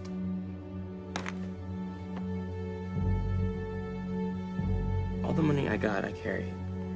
It makes me feel big, you know? So why all of a sudden do you think I'm gonna lose? Tell me that. Sometimes you get a feel in the room. And I just don't like the one I'm getting here. That police officer seemed pretty persuasive. I didn't like the way the jury was looking at you. But I didn't do anything. I know that. But if we lose, attempted murder is 15 to life. And your mother not showing up? That didn't help.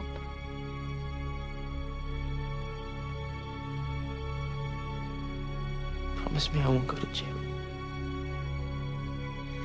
I can't make that promise. Please, let me try to plead. If I can get a reduced sentence, please.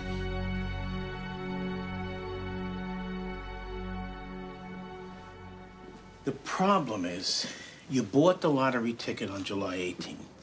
You won the money on the 22nd. The divorce became final on the 28th. Why is this a problem? Legally, she's entitled to half. Yeah, but I'm not hiring you for a legal opinion, Jimmy. You gotta figure out how to keep her from getting any. We would have to show the ticket was bought with segregated funds. Well, we've been over this. I told you I did. Yes, but your word... I segregated the money aside in anticipation of the divorce. I bought the ticket with that money. I'm not sure the judge will believe that. And if he thinks you're trying to commit a fraud, he could give it all to her. That's what I'm most worried about. Listen to me. I already give her $6,000 a month, more than I have Which to. we will point out. Just to keep her yap shut about what I do. Which we will not point out. Do you know what she does all day? Gets her nails done and bangs her boyfriend. $6,000 a month. This is how she shows her gratitude. I'd like to try to settle this. Why? Because I don't want it coming down to your demeanor or your word of honor. I got a meeting set up with her attorney. If I could get 60 for you, 40 for her... That does you no good. I understand that. But we got to look at what we're faced with here. The judge could give her 60-40. And if he should ever give it all to her... I'll kill her first.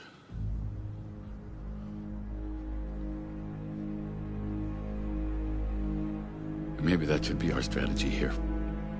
We tell her, walk away for health reasons. Are you threatening her? I'm using you to intimidate her. Are you threatening her life? Of course not.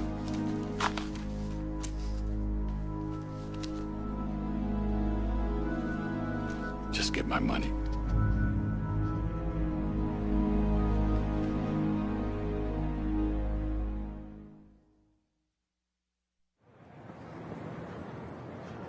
You just take your time.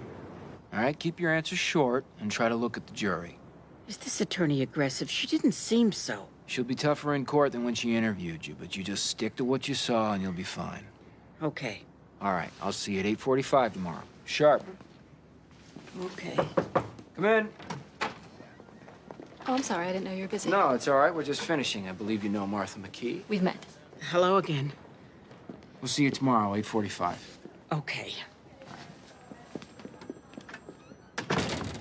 She's wrong about the ID. Came here to tell me that? She was scared to death, probably focused on the gun. And we both know how unreliable eyewitnesses can be. Not pleading out. He's got no priors for violence and sitting less than 2 blocks away in the same sweatshirt? How stupid could he be? What about the cash? 600? That's He likes to carry cash. There's nothing illegal. No deal. Look, I've been doing this a long time, and I'm not in the habit of believing all my clients. I think he's innocent. 12 years. That's the best I can do. Come in with 5, I'll sell it. Well, I'm sure you would, but I'm offering 12. He's 19. 12 years in prison. He'll never recover. Can't do it. I'm asking a favor. I'm sorry.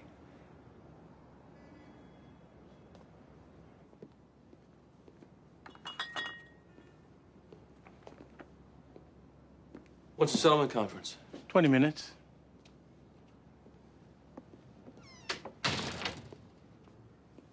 So when did all this start?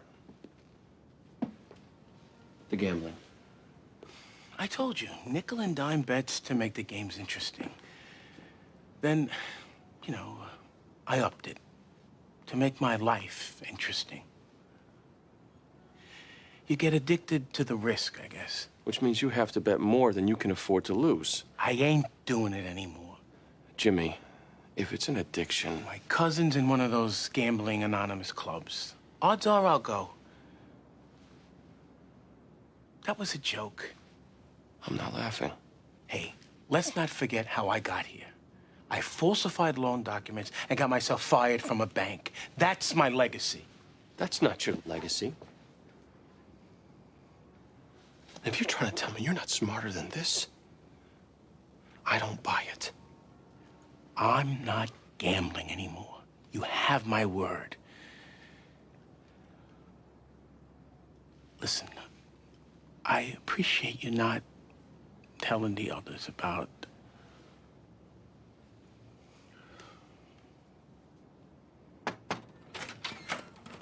Stuart Miller and client. Send them in. You okay to do this? Fine.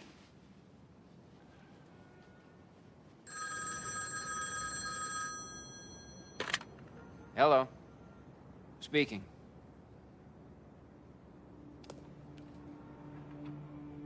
When? Oh, God.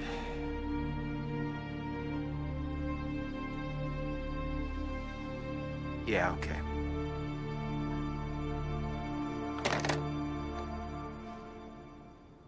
How? Heart attack. She's just in my office. It happened on the drive home. She's DOA. And this was your eyewitness? Yes, my only eyewitness. But she hadn't testified. She's due up next.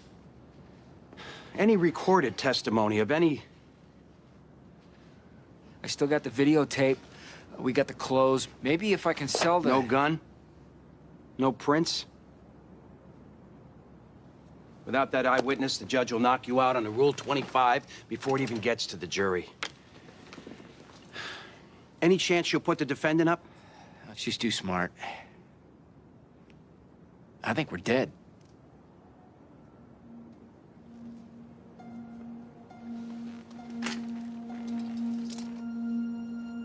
Does Dole know the witness is dead? No, I don't think so. Certainly not from me. And there's still time. Plead it out. Excuse me? You heard me. Kenny, I think I have to tell her. No, you don't. It isn't exculpatory evidence. You don't have to tell her anything about this. Plead it out. Quick.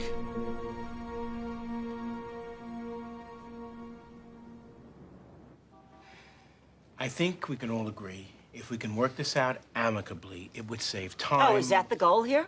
That we all get amicable? Vicky. That the purpose of the fraud is to bring us tight? This is her. Charming. Okay. This isn't a good start. Look, the legal reality here is not complicated. The lottery ticket was purchased before the divorce. The prize was won before the divorce. The money is marital property. Well, not if he bought the ticket with segregated funds. Do you have any records from any bank accounts that I would kept it substantiate- cash. Ugh, you can't even lie well. All right. Anger isn't going to help things. Anger is all he left me with, Mr. Berluti. He divorced me because he won the lottery. That is not true. Sid. No, the marriage was dead. We were no longer intimate. We didn't communicate. Communicate? You couldn't communicate that you won the lottery. Or that you were a bitch. Hey! Play the tape. Vicky, I'd really prefer... Play the tape. What tape? This would be July 14th, shortly before the lottery. May I? What is this? I believe it speaks for itself. May I? Go ahead. You don't think I kept records of certain things, Sid? What's going on?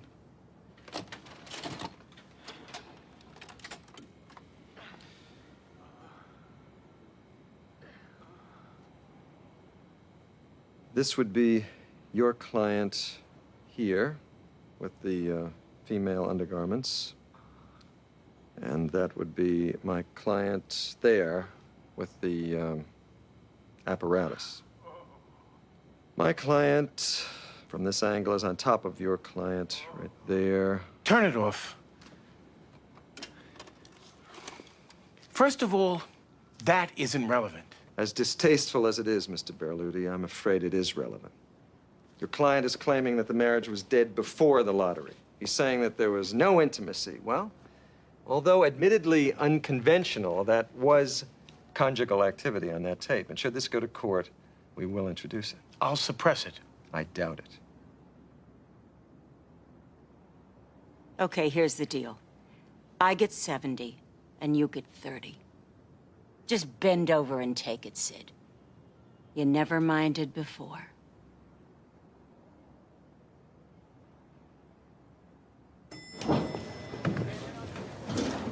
Alan, these are the results of our polygraph. He passed convincingly. Come on, Lindsay. For all I know, you tested him 10 times and he passed once. I didn't.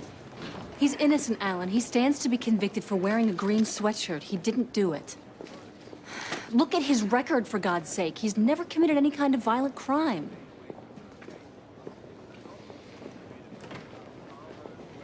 I need a favor here.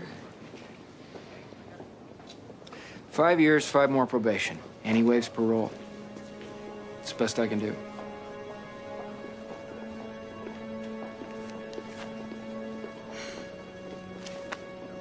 I'm not doing 5 years. Martin. No! It's a good deal. Sending me to jail for something I didn't do? The guy who shot that woman is still out there. Don't they care about that? I don't care about him. I care about you. I don't want you doing 15 years. It's not the truth! Forget about the truth. It doesn't work that way.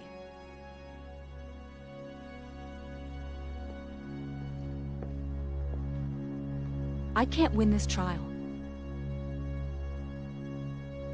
If I thought I could,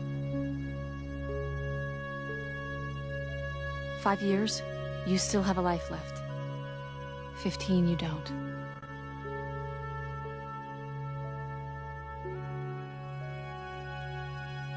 Your Honor, we've reached an agreement. Is that right, Ms. Dole? Yes, Your Honor, my client is prepared to enter a change of plea. Mr. Jenks, is it your desire to plead guilty at this time? Yes. I need you to speak up, son. Yes. All right. Now I need to ask you some questions for the record. Okay. Is your decision to plead guilty being made voluntarily? Yes. Did you talk about it with your attorney? Yes. You understand that by pleading, you're waiving your right to cross-examine witnesses, present evidence, and have a jury decide your guilt? Yes. Ms. Dole, have you advised your client regarding this plea? I have, Your Honor. And you concur with it? I do. All right. Before I can formally take the guilty plea, I need the defendant to establish a factual basis for it.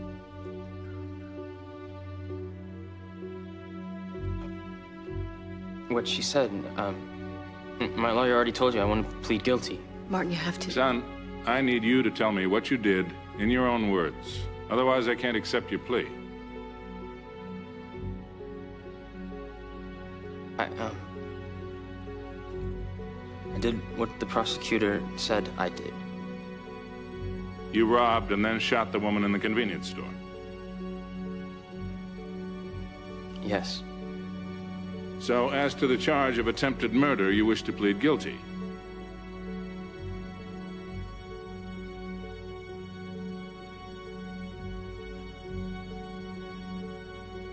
Yes. Very well. The plea is accepted. Mr. Lowe? Commonwealth moves for remand. Granted. Defendant is remanded into custody pending sentencing, and we are adjourned. Are you okay?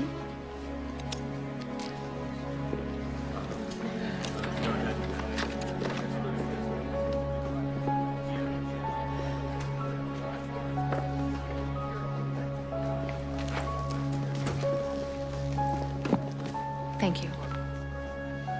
Okay. I won't forget it.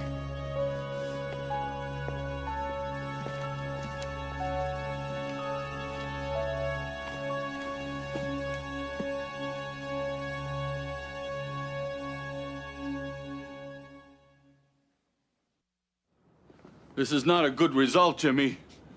I'm due 50. I hire you to try to bump it up to 70, and now you're advising me to take 30? It's not a good result. If you want to go to trial, I will do that. What's the chance of that tape coming into play? I'd bring a motion in limine to try to prevent that, but I can't guarantee success.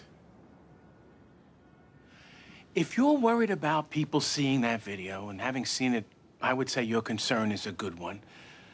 I'd settle. And just let her win? I don't know what else to tell you.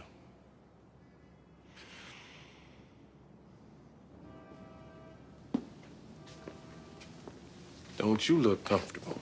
Hey, between a trial and a baby at home, if I find a quiet moment, I seize it. You got a problem with that? Evidently not. I only came into work today because I'm exhausted. Tell me about it. Hey, Lindsay, did you see this? Today's obit page. What? Witness in my trial died. A heart attack.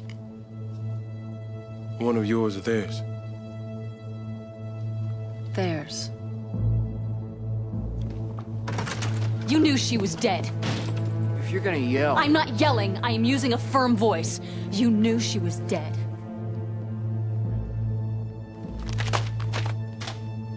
This case was over.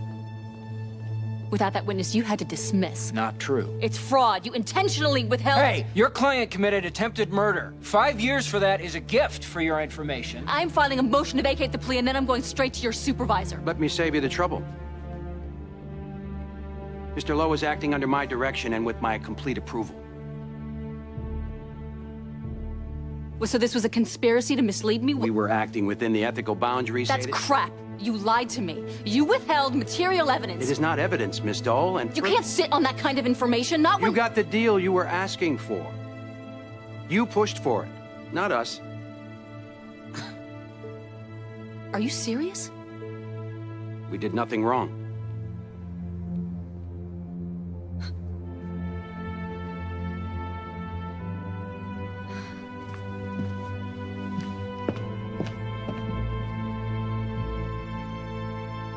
First, you need to calm down. Don't tell me to calm down. You calm down. Okay, I'm gonna take a second and calm myself down. You think this is funny? I think it's disgusting.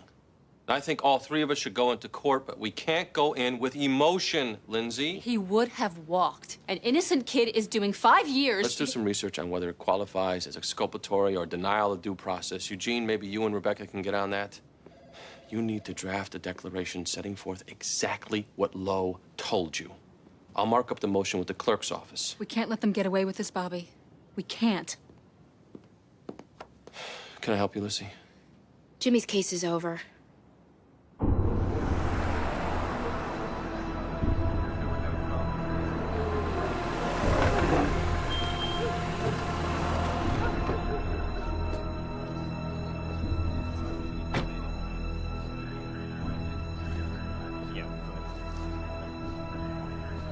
Jimmy, what are you doing here?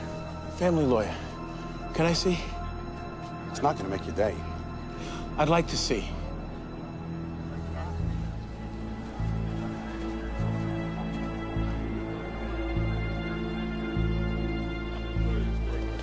Shots were heard less than an hour ago.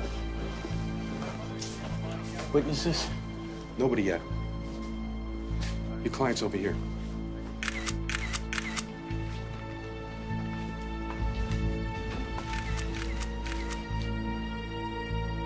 That's not my client, actually. I represent her husband. We heard they're going through a divorce. Yeah. Would you happen to know where your client is right now, Jimmy? No.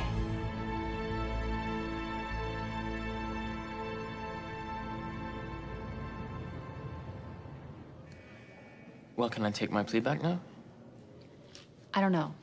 That's what we'll be going into court to ask for. They can just lie like this? I'm not sure.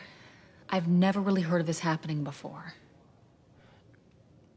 So, when you were convincing me to plea, the witness was already dead? Yes. We're gonna fight this, Martin. I stood up in court and I told the judge, everybody, that I did it, and I didn't. I've got my whole firm on it now. We're in before Judge Wilcox tomorrow. Do you think we'll win? We have a real chance. This isn't over.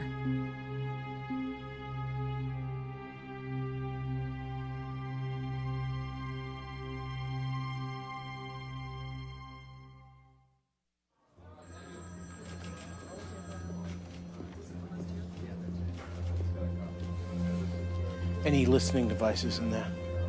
None.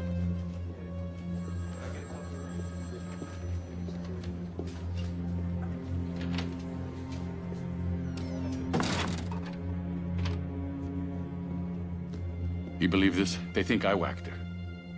Did you?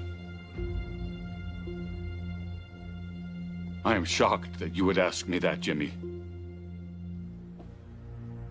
Check my alibi, you want peace of mind. Did you have it done? All right, just get me out.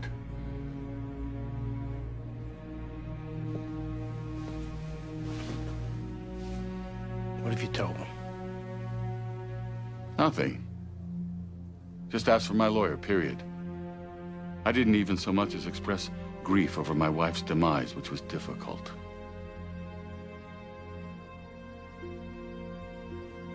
Get me out.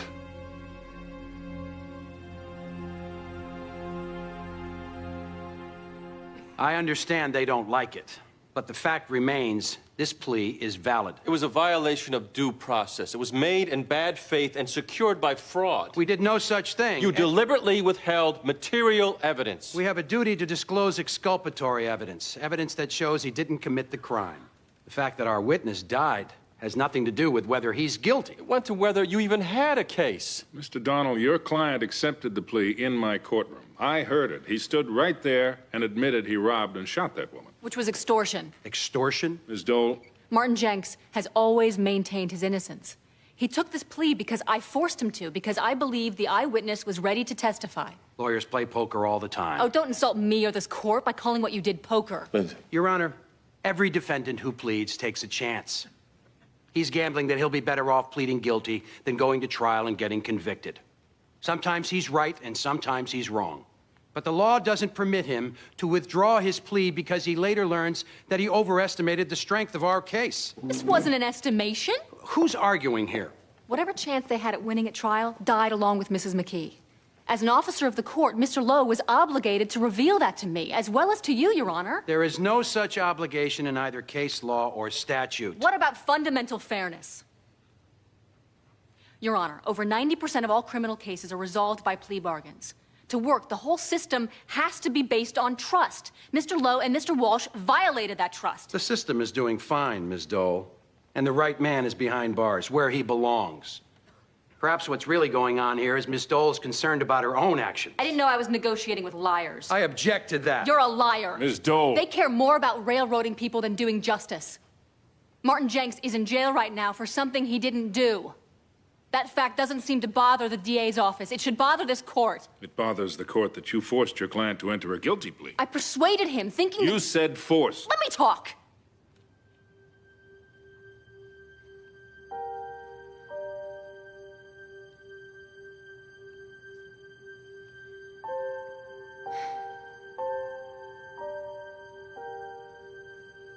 We make our decisions. And yes, we force our clients' hands based on the case they have and whether they can make their burden. This case was a lie. A knowing lie. Which my client relied on to his detriment.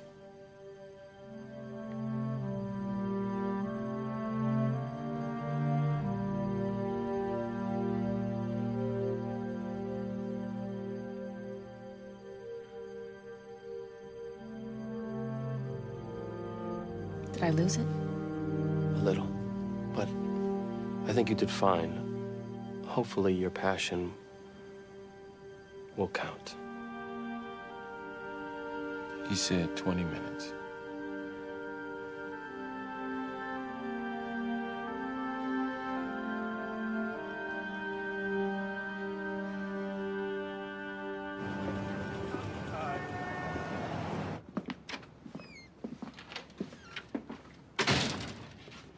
As far as the police are concerned, there's still no evidence. Which there wouldn't be, because I'm innocent. Right.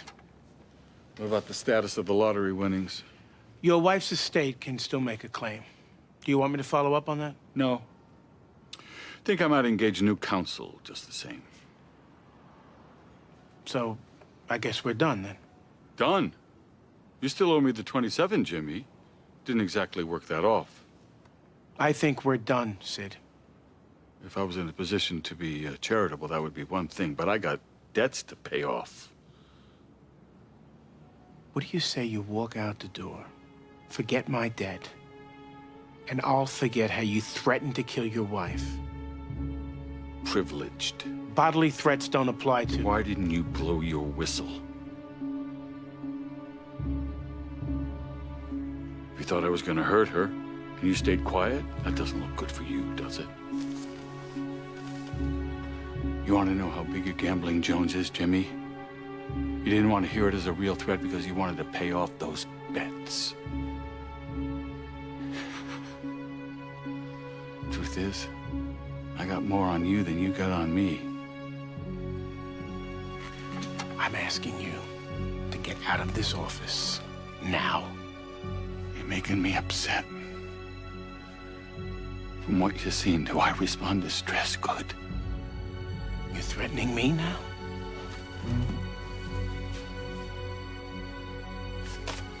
Of course not.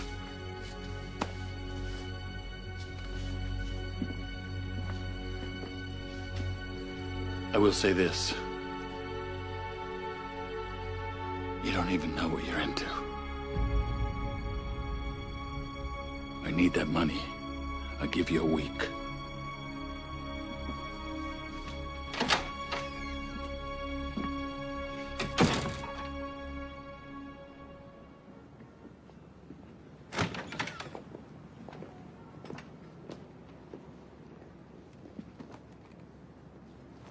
Close the door, please.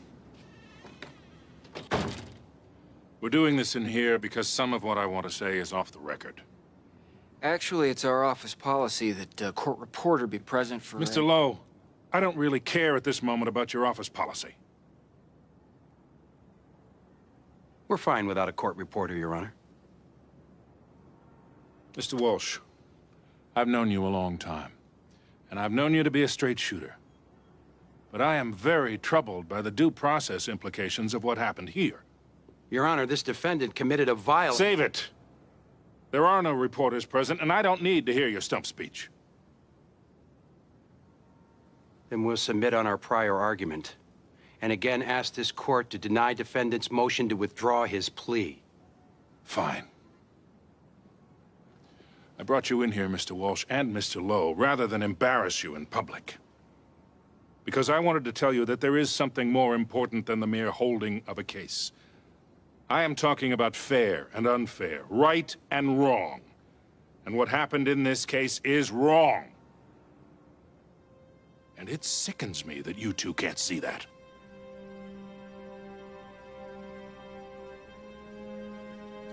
Everything I said in court, and I mean everything, was a correct statement of the law.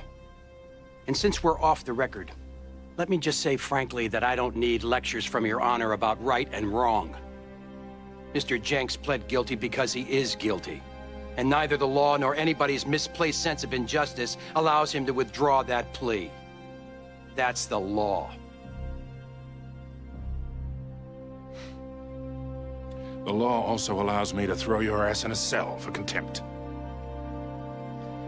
I don't mean to show Your Honor disrespect, but I will remind Your Honor that district attorneys are officers of the court who must conduct themselves in accordance with established law. Mr. Lowe and I did that, and we don't need to be brought into chambers to be told how we sicken you.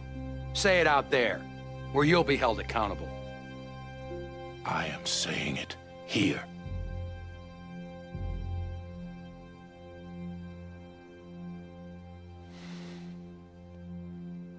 And if I had a choice, I would set aside this plea.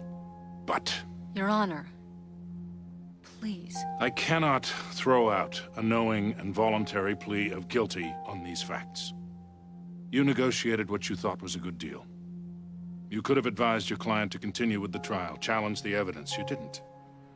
The law doesn't allow you to benefit from regret. It is my regret as well. I am very sorry. Defendant's motion is denied.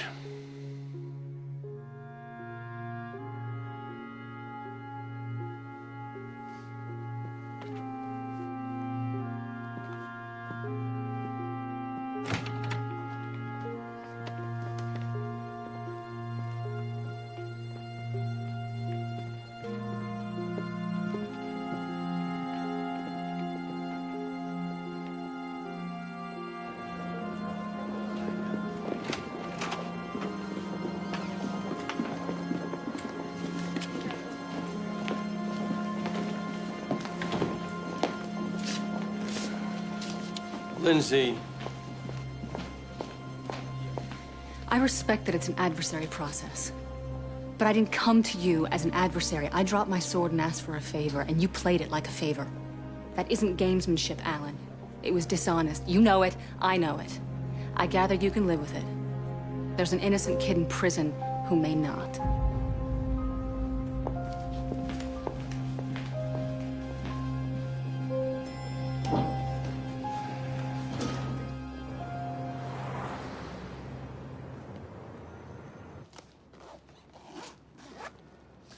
All right, I'm gone. Can you lock up? Sure. Can I ask you something, Jimmy? Did he do it? Oh, come on. Privilege extends to me. Throw me a bone. Says he didn't. Right.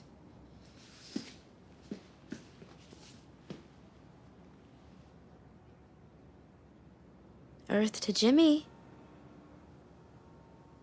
Are you okay? Yeah. I'll lock up. Good night. Night.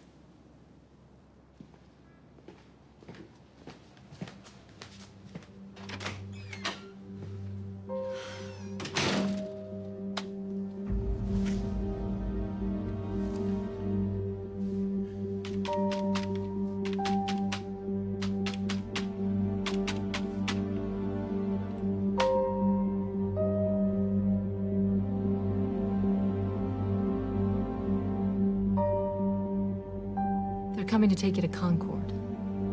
It's a high-security prison. Tonight? Yeah. Everybody convicted of a violent crime goes there first. I'm gonna petition the Department of Corrections to move you as soon as possible. I'm also gonna ask them to designate you a vulnerable inmate. Okay. It may take a while. In the meantime, I've requested that they keep you in solitary. I can't guarantee they'll do it. I'll get another lawyer to handle your appeal. A specialist, the best I can find. I'll ask him to argue that I was ineffective, that you had inadequate legal representation. It's a long shot, but worth a try. We can't give up. Just stay alive in there. Give me time. I'll do whatever it takes to fix this.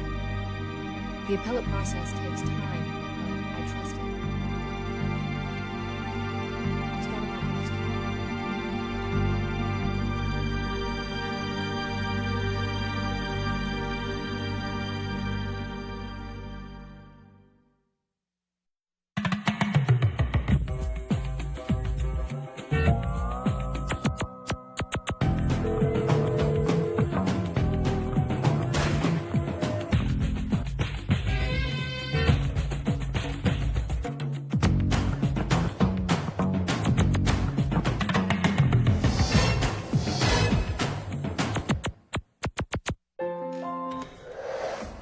You stinker!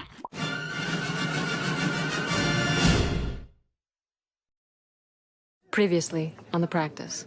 I have a good portion of the money. You're 2 weeks late now. I'm gonna borrow some money from my retirement account. Now, my proposal is this. You provide some legal services and your debt goes away. The guy's my bookie. What do you owe? $27,000. His ex-wife is suing him for fraud. He won the lottery. She's claiming he didn't tell her. I get 70, and you get 30. You believe this? They think I whacked her. Did you? Check my alibi. You want peace of mind. Did you have it done? All right, just get me out. Your wife's estate can still make a claim. Do you want me to follow up on that? No. Think I might engage new counsel just the same. So, I guess we're done then. You still owe me the 27, Jimmy. Didn't exactly work that off.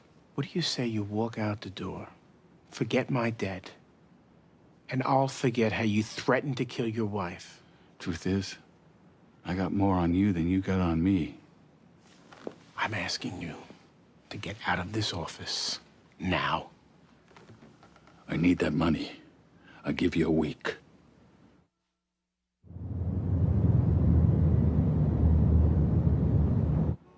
I can't even believe they're letting him out.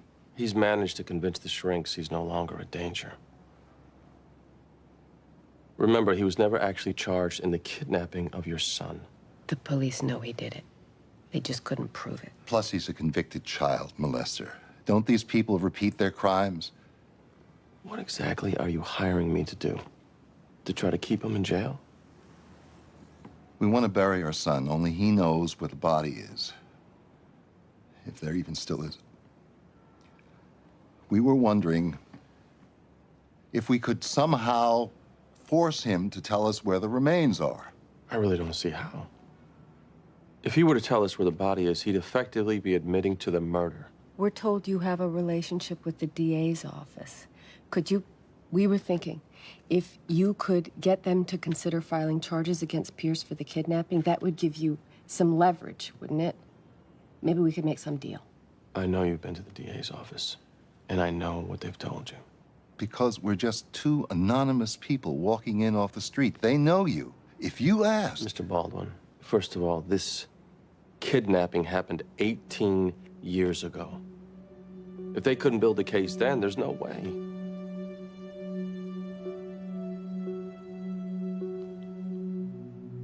I think you have to let it go now. We can't let it go. We need to bury our son.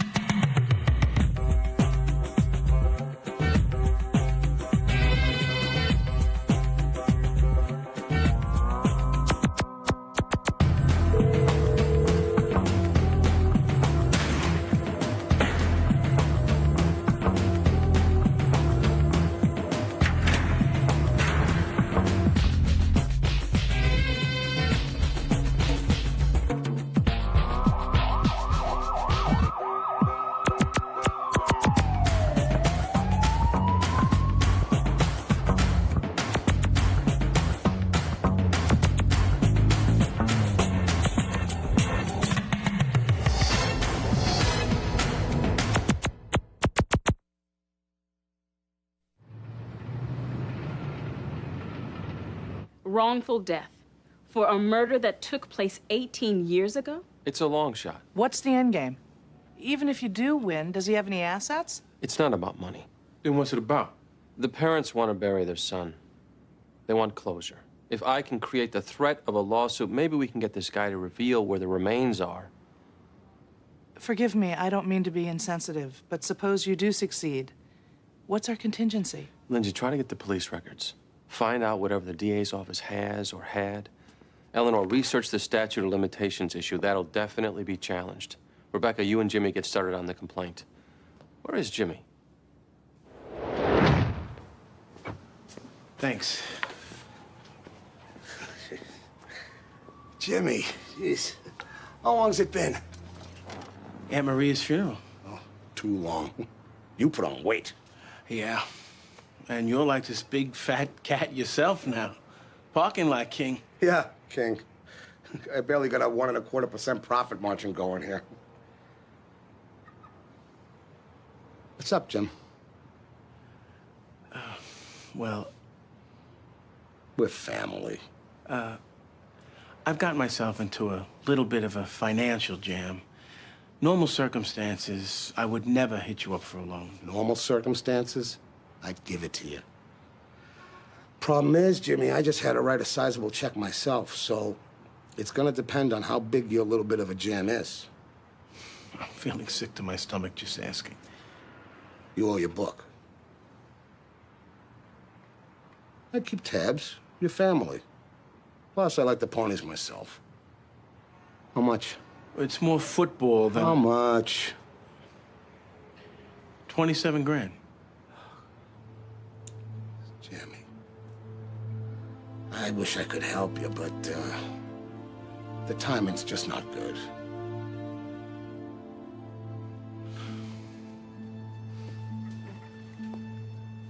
Hey, listen. Listen. I got a tip on a horse running at Suffolk day after tomorrow. He's a sure winner. I bet on too many sure winners, Tom. How I got in this mess? Well, like I said, I wish I could help. I'm going to serve him with the complaint myself. Now listen, you'll have to sign a confidentiality agreement. Why? Because there's no way he's going to tell us where the body is if he thinks you'll go running to the police. This isn't about that. I understand, but he'll obviously need to be convinced.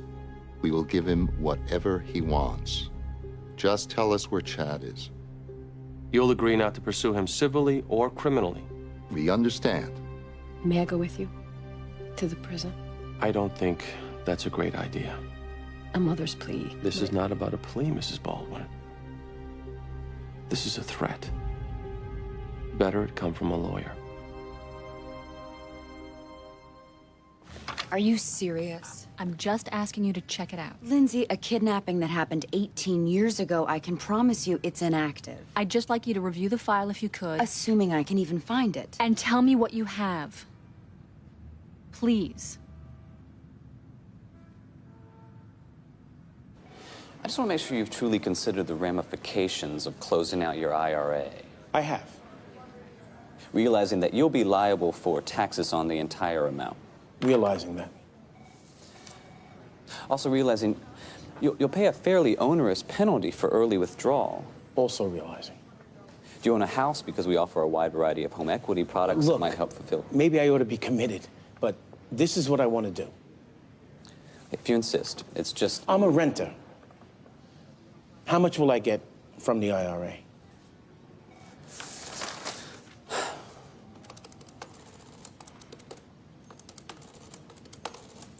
Approximately $8,200.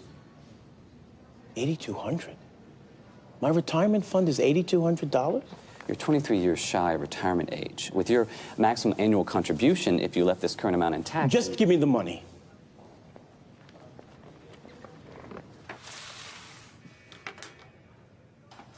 Look, I had nothing to do with that Baldwin kid going missing. It wasn't me.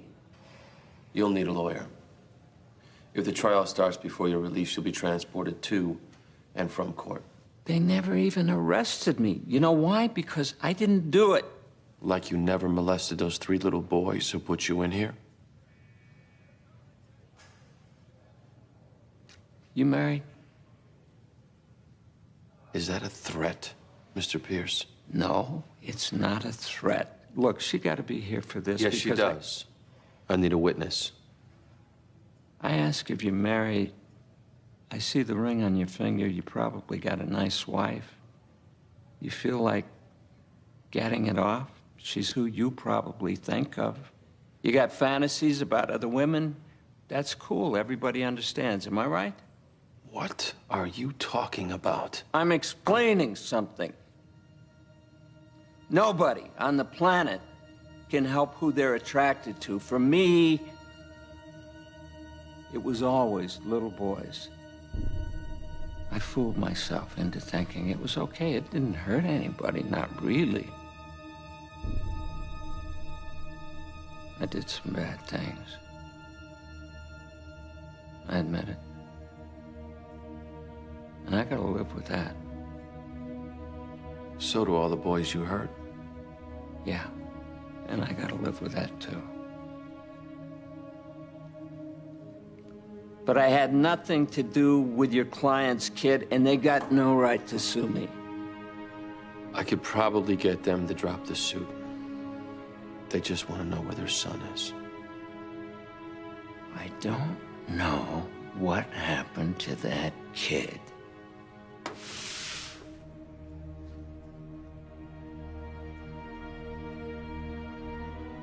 Have your attorney call me.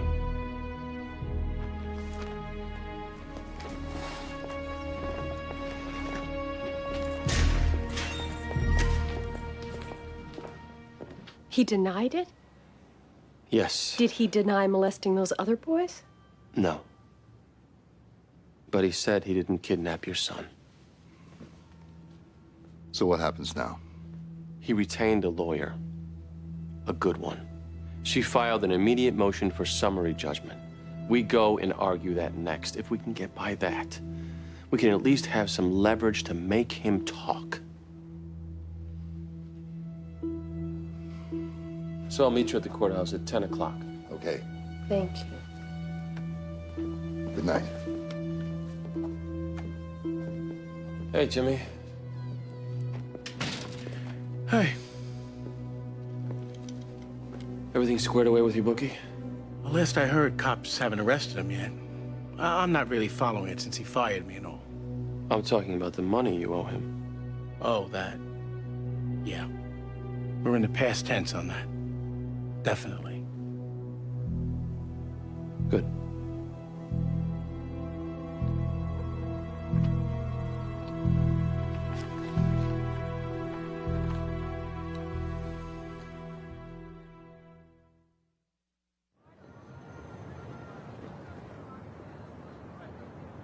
Death would be presumed after 7 years, Your Honor, which means the statute of limitations for wrongful death has long since run. Unless there's fraud that prevented the Baldwins from finding out that he caused the wrongful death. There wasn't any fraud. John Pierce disappeared days after kidnapping. Allegedly kidnapping. He also assumed a false name and identity, Alexander Riot. That's fraud? Mr. Pierce wanted a fresh start to get out from under the cloud of unfounded, unjust suspicion. He was convicted of sex crimes under this alias in another state. It took the Baldwins investigator to figure out that Pierce and Riot were one and the same. Why didn't your clients at least file their lawsuit within the prescribed period to preserve their claim? It would have been pointless since they couldn't locate the defendant. You don't need to know where a defendant is in order to file a lawsuit. You do in order to serve him. He was found 3 years later. They could have served him in prison. All right. I'm going to let the claim survive the statute of limitations challenge. But as to whether there's a case here at all, there wasn't even enough evidence for the police to make an arrest. Different standard of proof in criminal cases. This is civil. Oh, who's kidding who? If the police thought he had kidnapped Chad Baldwin... The police did and do think that. They're just unable to prove it. And you think you can? I would like at least to be allowed to conduct discovery. I'm going to grant you a short evidentiary hearing. If you can make a showing that you have anything worth submitting to a jury, I'll let it stand. Otherwise, I'm granting the defendant's motion. We'll see you back here tomorrow, 10 a.m. Tomorrow? If you're not ready to make a showing, Consul, after 18 years, that certainly gives me pause. We'll be here. Put the defendant back into custody.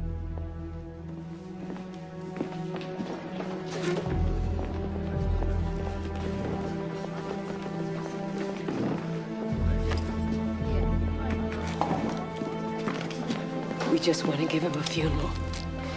I will forgive you, Jenny. Your Honor. You just... Mrs. Baldwin. Here he is. Jenny, Please. Don't. Come on. Please.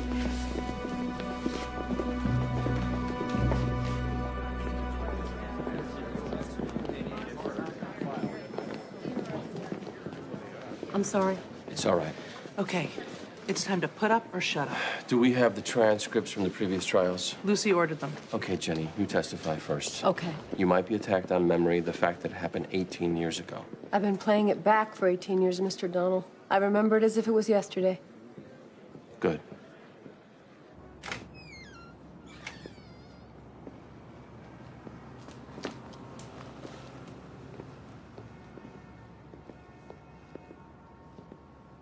Hi, Jimmy. How you doing? I asked you not to come back here. Let's say I missed you. Take a walk with me. Let's go.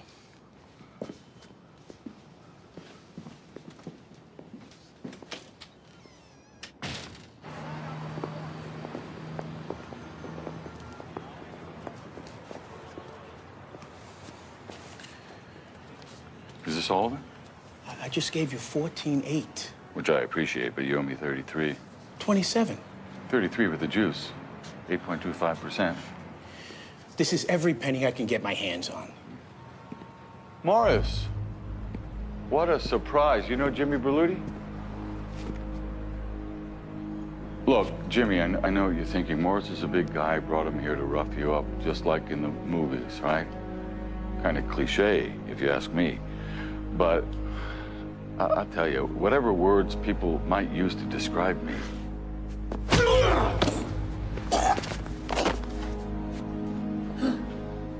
original isn't one of them. 36 hours. I'll have the rest. You got till tomorrow.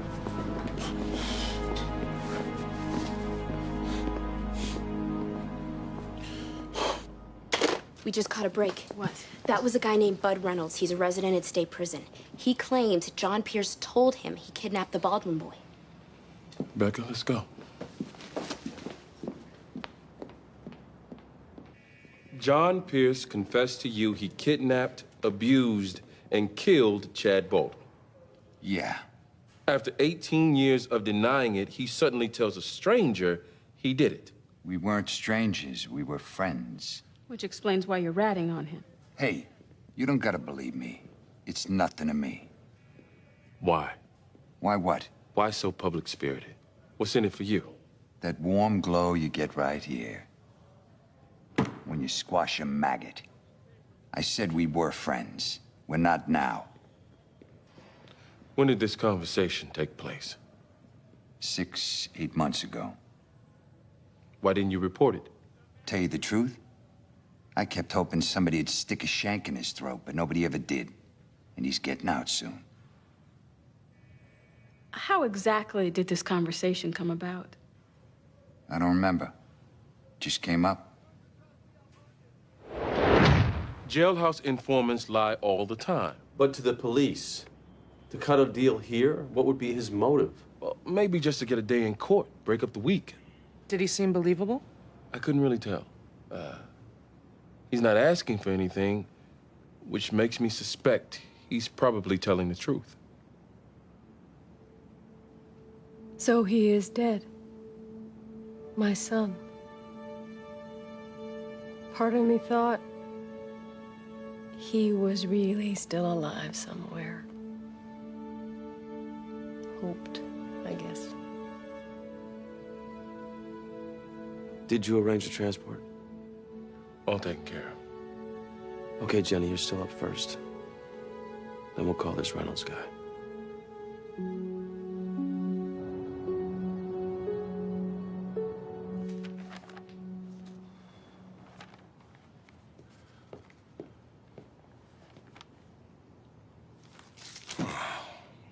Jeez, Jimmy.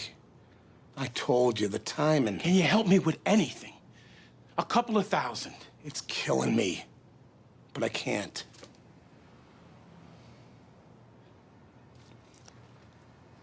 You okay? You don't look good.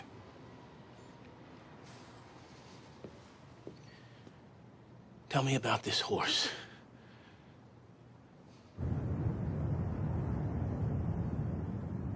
We were at the park. We used to go every morning. It was Chad's favorite thing to do. What would your son do there? He loved constructing things in the sandbox, I guess like any 4-year-old. This day he was playing with his Legos. And what were you doing? I was watching him, as well as my daughter Susan, who was on the swings. And what happened? Susan fell off a swing and hurt herself, and she was crying. I ran over to see about her. Maybe 30 or 40 seconds. And when I looked back, Chad was gone. While your son was playing, did you see anybody else in the area? I saw that man. John Pierce. Yes. He was at a water fountain about 20 feet away from where Chad was playing. What was he doing? Just standing there watching the children. Did that make you nervous? I really didn't think about it. I had seen him before, and he always seemed a little weird, but none of us, the mothers, knew he was a child molester. Objection. I'll ignore it. After you noticed that your son was gone, did you see Mr. Pierce? No, he was gone too. It all happened in seconds. Mrs. Baldwin, did you see anyone else nearby who could have disappeared with Chad in a matter of seconds? No. Thank you.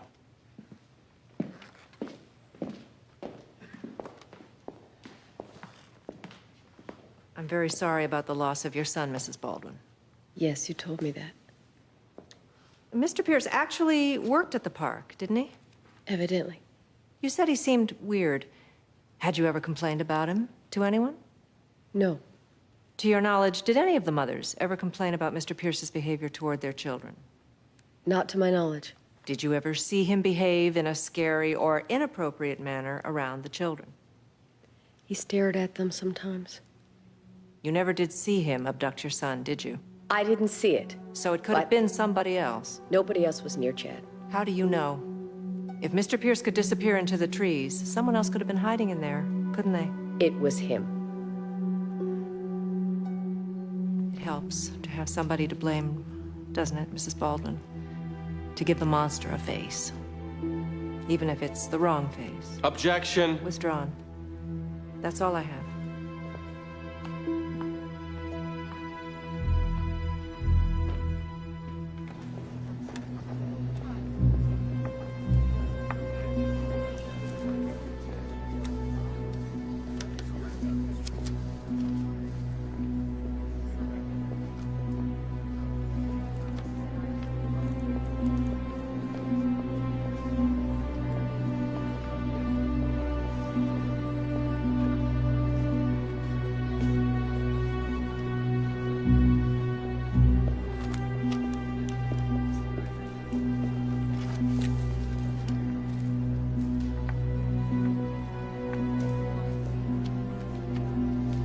Are you authorized to make withdrawals from this account? I'm a lawyer with the firm, James Berluti. I should be on record here. The manager knows me. Mr. Berluti, I'll just have to get this approved. 15,000? Yes. Okay, it'll just take a second.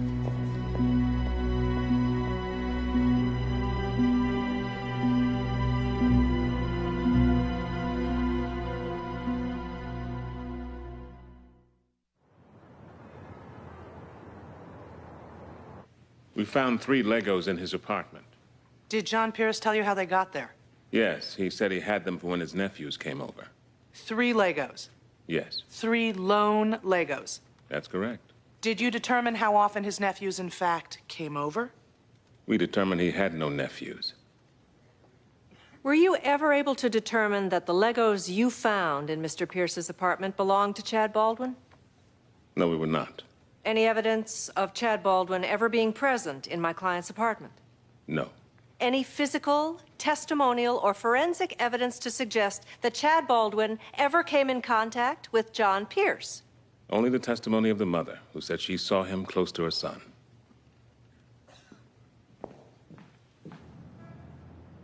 I wish I could be more optimistic. What about the informant? He's going up next, but his credibility... The only other thing I can think of is to call Pierce. If he doesn't take the 5th, maybe if I go at him hard enough, he'll say something to incriminate himself. Contrary to the myth, not all child molesters are rocket scientists.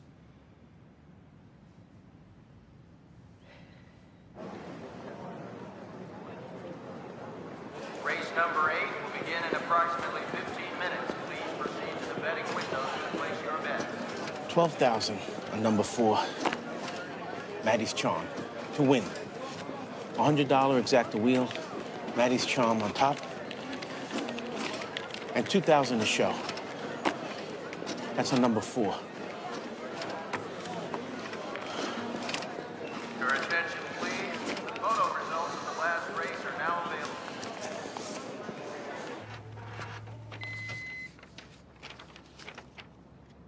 Eugene, this just came through the fax. It's What?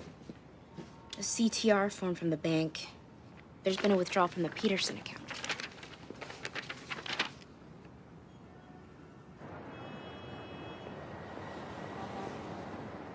Before we move on to what Mr. Pierce said to you, can you tell me how you feel about him?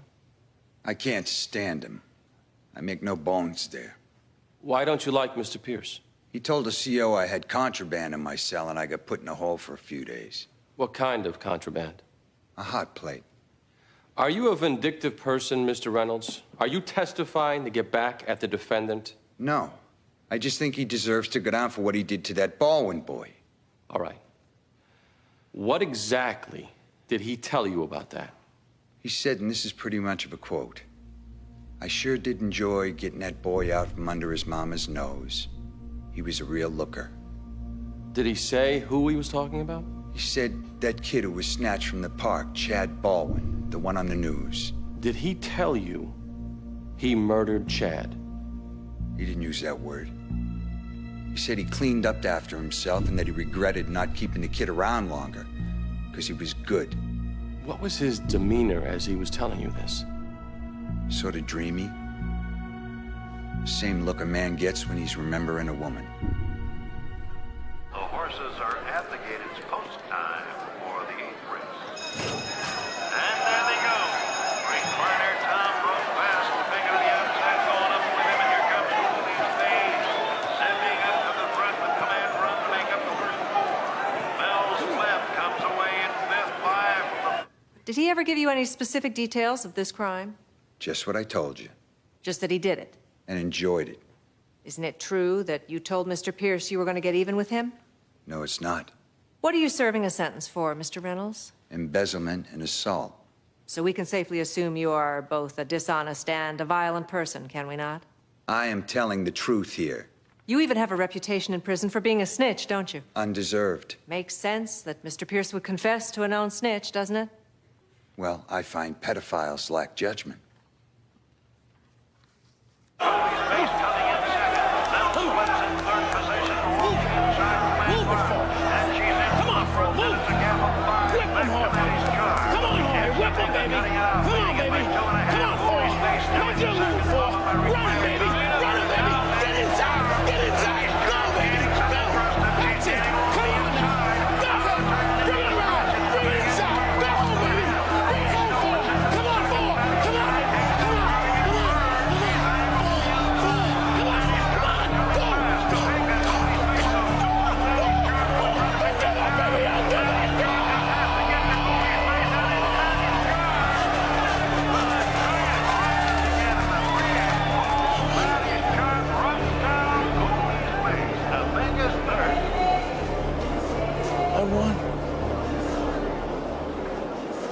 Anything else, Mr. Donald? Yes, Your Honor. We call John Pierce to the stand. Objection. Mr. Donald knows full well I'm not about to allow that to happen. This is a civil proceeding. I can call And that whoever... criminal charges could follow. My client is allowed to assert his Fifth Amendment right not to testify, and my advice for him to do exactly that won't be subtle. Given that 18 years have passed, the likelihood that criminal charges will be brought... We're not talking likelihoods. There's still a chance. This man is a convicted child molester. He was seen and identified as being within 50 feet of the victim at the time of the kidnapping. Chad Baldwin was playing with Legos at the time. Legos were found in that bastard's apartment. Objection! Mr. Donald. We all know we can't get him criminally. At least give us a chance to get him civilly. Counsel, step up.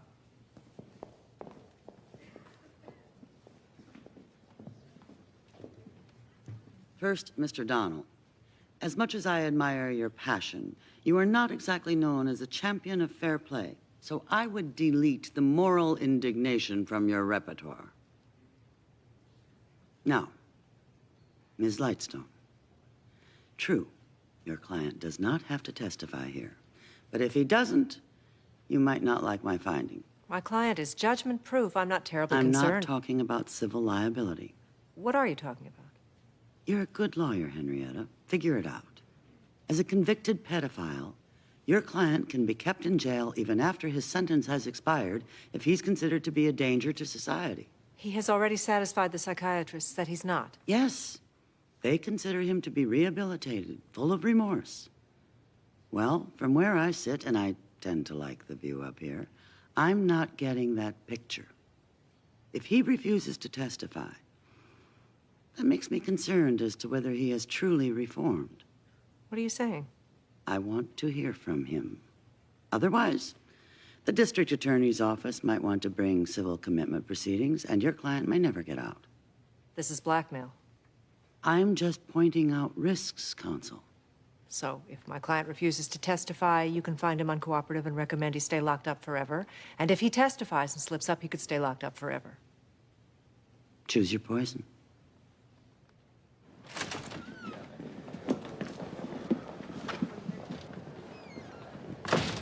Now we have our leverage. He's got a strong incentive to tell us where the body is if it'll stop this train. There's no way they want to risk testifying. If he did testify, do you think you could get him? I should be able to shake him enough to give Spindle doubts. That's what they have to be afraid of now. He's not just risking criminal prosecution. If he plays dodgeball with me, the DA could argue he's not rehabilitated and seek involuntary confinement. It's civil, but prison is prison. We got him in the crossfire now. Our leverage is great. Now's the time to go back to them. With what? Well, if he tells us where the remains are, we drop our claim, he gets his freedom, and you get to have a funeral for your son. No.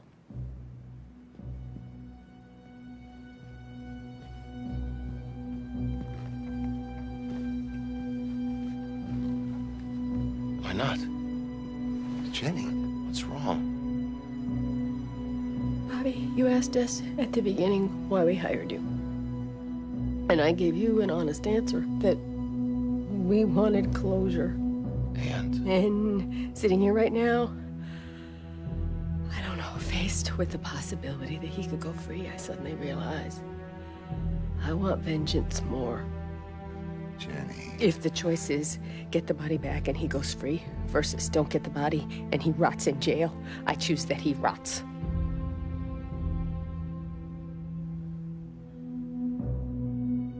Are you sure? I want him to rot.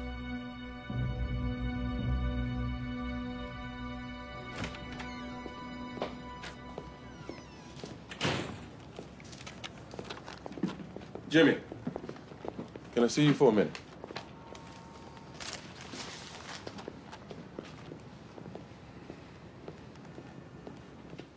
Shut the door.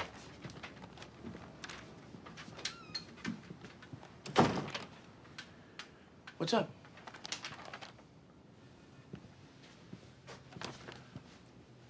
Yeah, it's a withdrawal slip. What about it? What you need $15,000 for? I had some expenses on the Peterson case. You're not a good liar, Jimmy. What's going on? Okay. I had a personal emergency, all right? The money's already back. I just came from the bank. So, you think that's that? Look, Eugene, I got in a jam with a bookie. I borrowed money for like 7 hours. You stole money. You took from a client's trust fund. That's theft. I'm sorry, it was a one-time situation. Can we just let it go? No, we can't. This affects the entire firm. I gotta bring it to Bobby. Please, just don't do that, please. Eugene, please.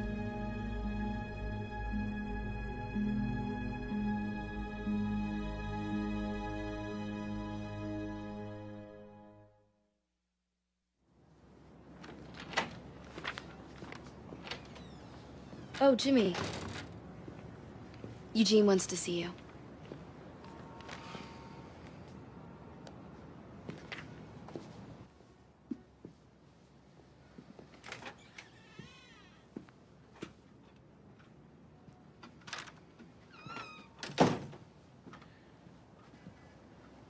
I paid it all back within 6 hours, plus interest. By law, we're required to notify the client and the bar. You do that, I'm dead. If I don't, this whole firm could get disbarred. Bobby, I could go to jail. Whose fault is that? Look, Bobby, I'm done. You said that before. I'm done. You have my word. I'm supposed to risk everybody's reputation, risk this firm? On the word of an addict? I'm not an addict. I'm doing court.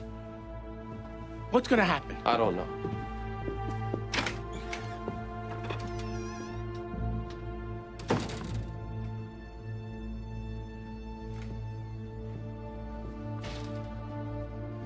Thanks a lot.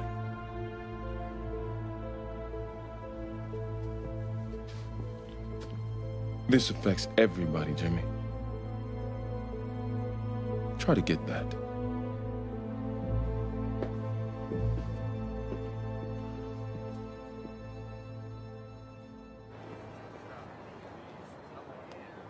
Mr. Pierce, if you didn't kidnap Chad Baldwin, who did? I do not know. Do you care? Of course I care, but it wasn't me. You've already told a lie, haven't you? Now my second question. Objection. Sustained. You cared when Chad Baldwin was kidnapped? Mr. Donnell, I had a sexual problem for which I received both treatment and medication, but I have never been a person without compassion. So when a 4-year-old disappears, you would feel compassion? Yes. Would you bother to help if you could? Because I'm curious. You were there at the time, seen less than 50 feet away. You even knew the victim. Why didn't you go forward to the police as a possible witness? Because I didn't see anything. How do you know? Maybe there was something you saw seemingly irrelevant to you, but it could have provided a clue to them. Why didn't you at least say, hey, how can I help? Look, I was afraid they'd suspect me. Why? At this point, your record was clean. Why would they suspect you? You didn't molest those other 3 boys till after. Objection. Sustained. Your work shift went to 4 p.m., but I see on this day, you left early. I didn't feel well. You didn't feel well. Did you go to a supervisor to say you were leaving? No, I just went home. Coincidentally, you left within 30 to 40 seconds of the time Chad Baldwin disappeared. Can you account for such a coincidence? A soon-to-be convicted child molester is within 50 feet of a child at the exact time he's kidnapped? Objection. Withdrawn. Why'd you leave the state? I cooperated completely with the police before I left the state. Why'd you leave, sir? Because I expected to get the same bias from everybody that I'm getting from you. So you ran? Yes. Tell us about those Legos. Why'd you tell the police that the Legos were for nephews you didn't have? I lied. As I said, I knew they thought that I was guilty. So you lied?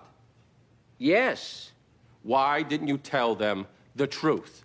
Because I didn't remember when I got the Legos. So you decided to say you had nephews? Yes. What happened to Chad Baldwin? I don't know. Do you care? I said I care. Because you have compassion. Can you feel for his parents sitting over there? Yes. Can you understand how they would love to get their son's remains so they can get some kind of closure? Can you understand that? Yes. Would you be willing to help them if you could? Yes, but I can't. Well, even peace of mind that you didn't take their son, would you be willing to give them that? I'm trying right now. I appreciate that. Would you be willing to take a polygraph? Objection. I'm not talking about using it for criminal purposes. A private polygraph just between parties, just to satisfy my clients that you didn't take their son. Would you be willing to do that so they can just move on? Those things aren't foolproof. Understood. Would you be willing? I don't care if he's willing. I won't allow it. Whatever your lawyer advises or recommends, John, it's ultimately your decision. Will you take that polygraph? No, because I don't trust them to be reliable. And you insist on reliability. Objection. Nothing further. All right, Mr. Pierce, you may step down. Mr. Donnell, Any other witnesses? No, Your Honor. Ms. Lightstone? No, but I'd like to be heard. I'm not interested. All right. If the defendant was not involved in the disappearance of Chad Baldwin, then we have to assume there was another skulking child molester who happened to be hiding behind a tree in the same area at the same time. Mr. Pierce, you look pretty guilty to me. But as for evidence, that's all there is. You were there at the time and place. Admittedly, your job required you to be there. I'm gonna let this case go forward. But Mr. Donnell, if you don't come up with more, I will be dismissing it at a later date. What about recommending to the district attorney's office that they file for civil commitment? I can't recommend a man's freedom be taken away based on suspicion alone. We're adjourned.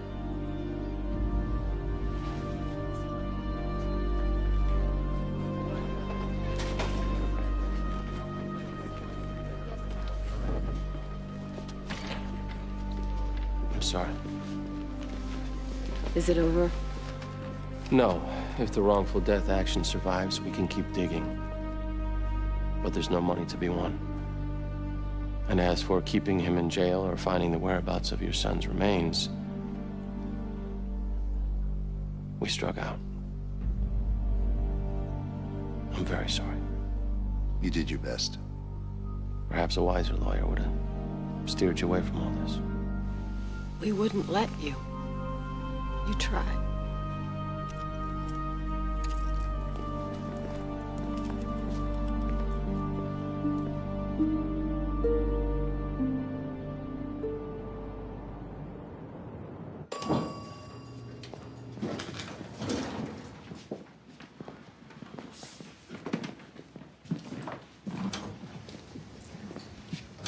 Mr. Donnell? Yes. I'm James Tucker, and this is my mother. How can I help you? We've been following the Pierce trial on the news, and we need to talk to somebody. About what? I think I may be Chad Baldwin.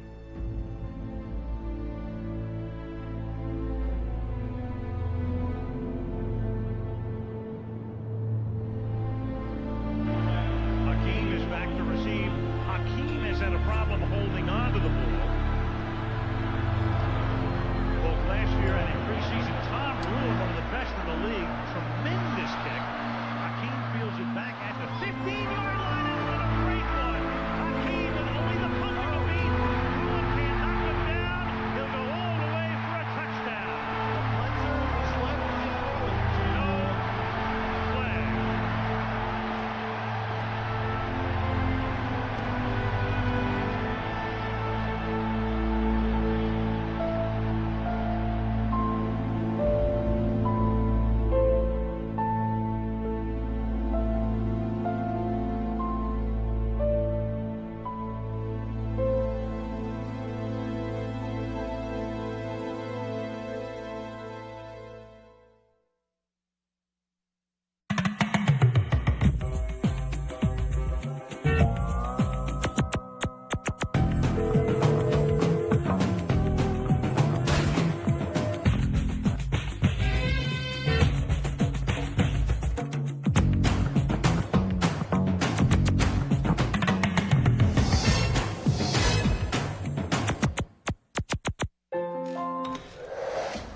You stink!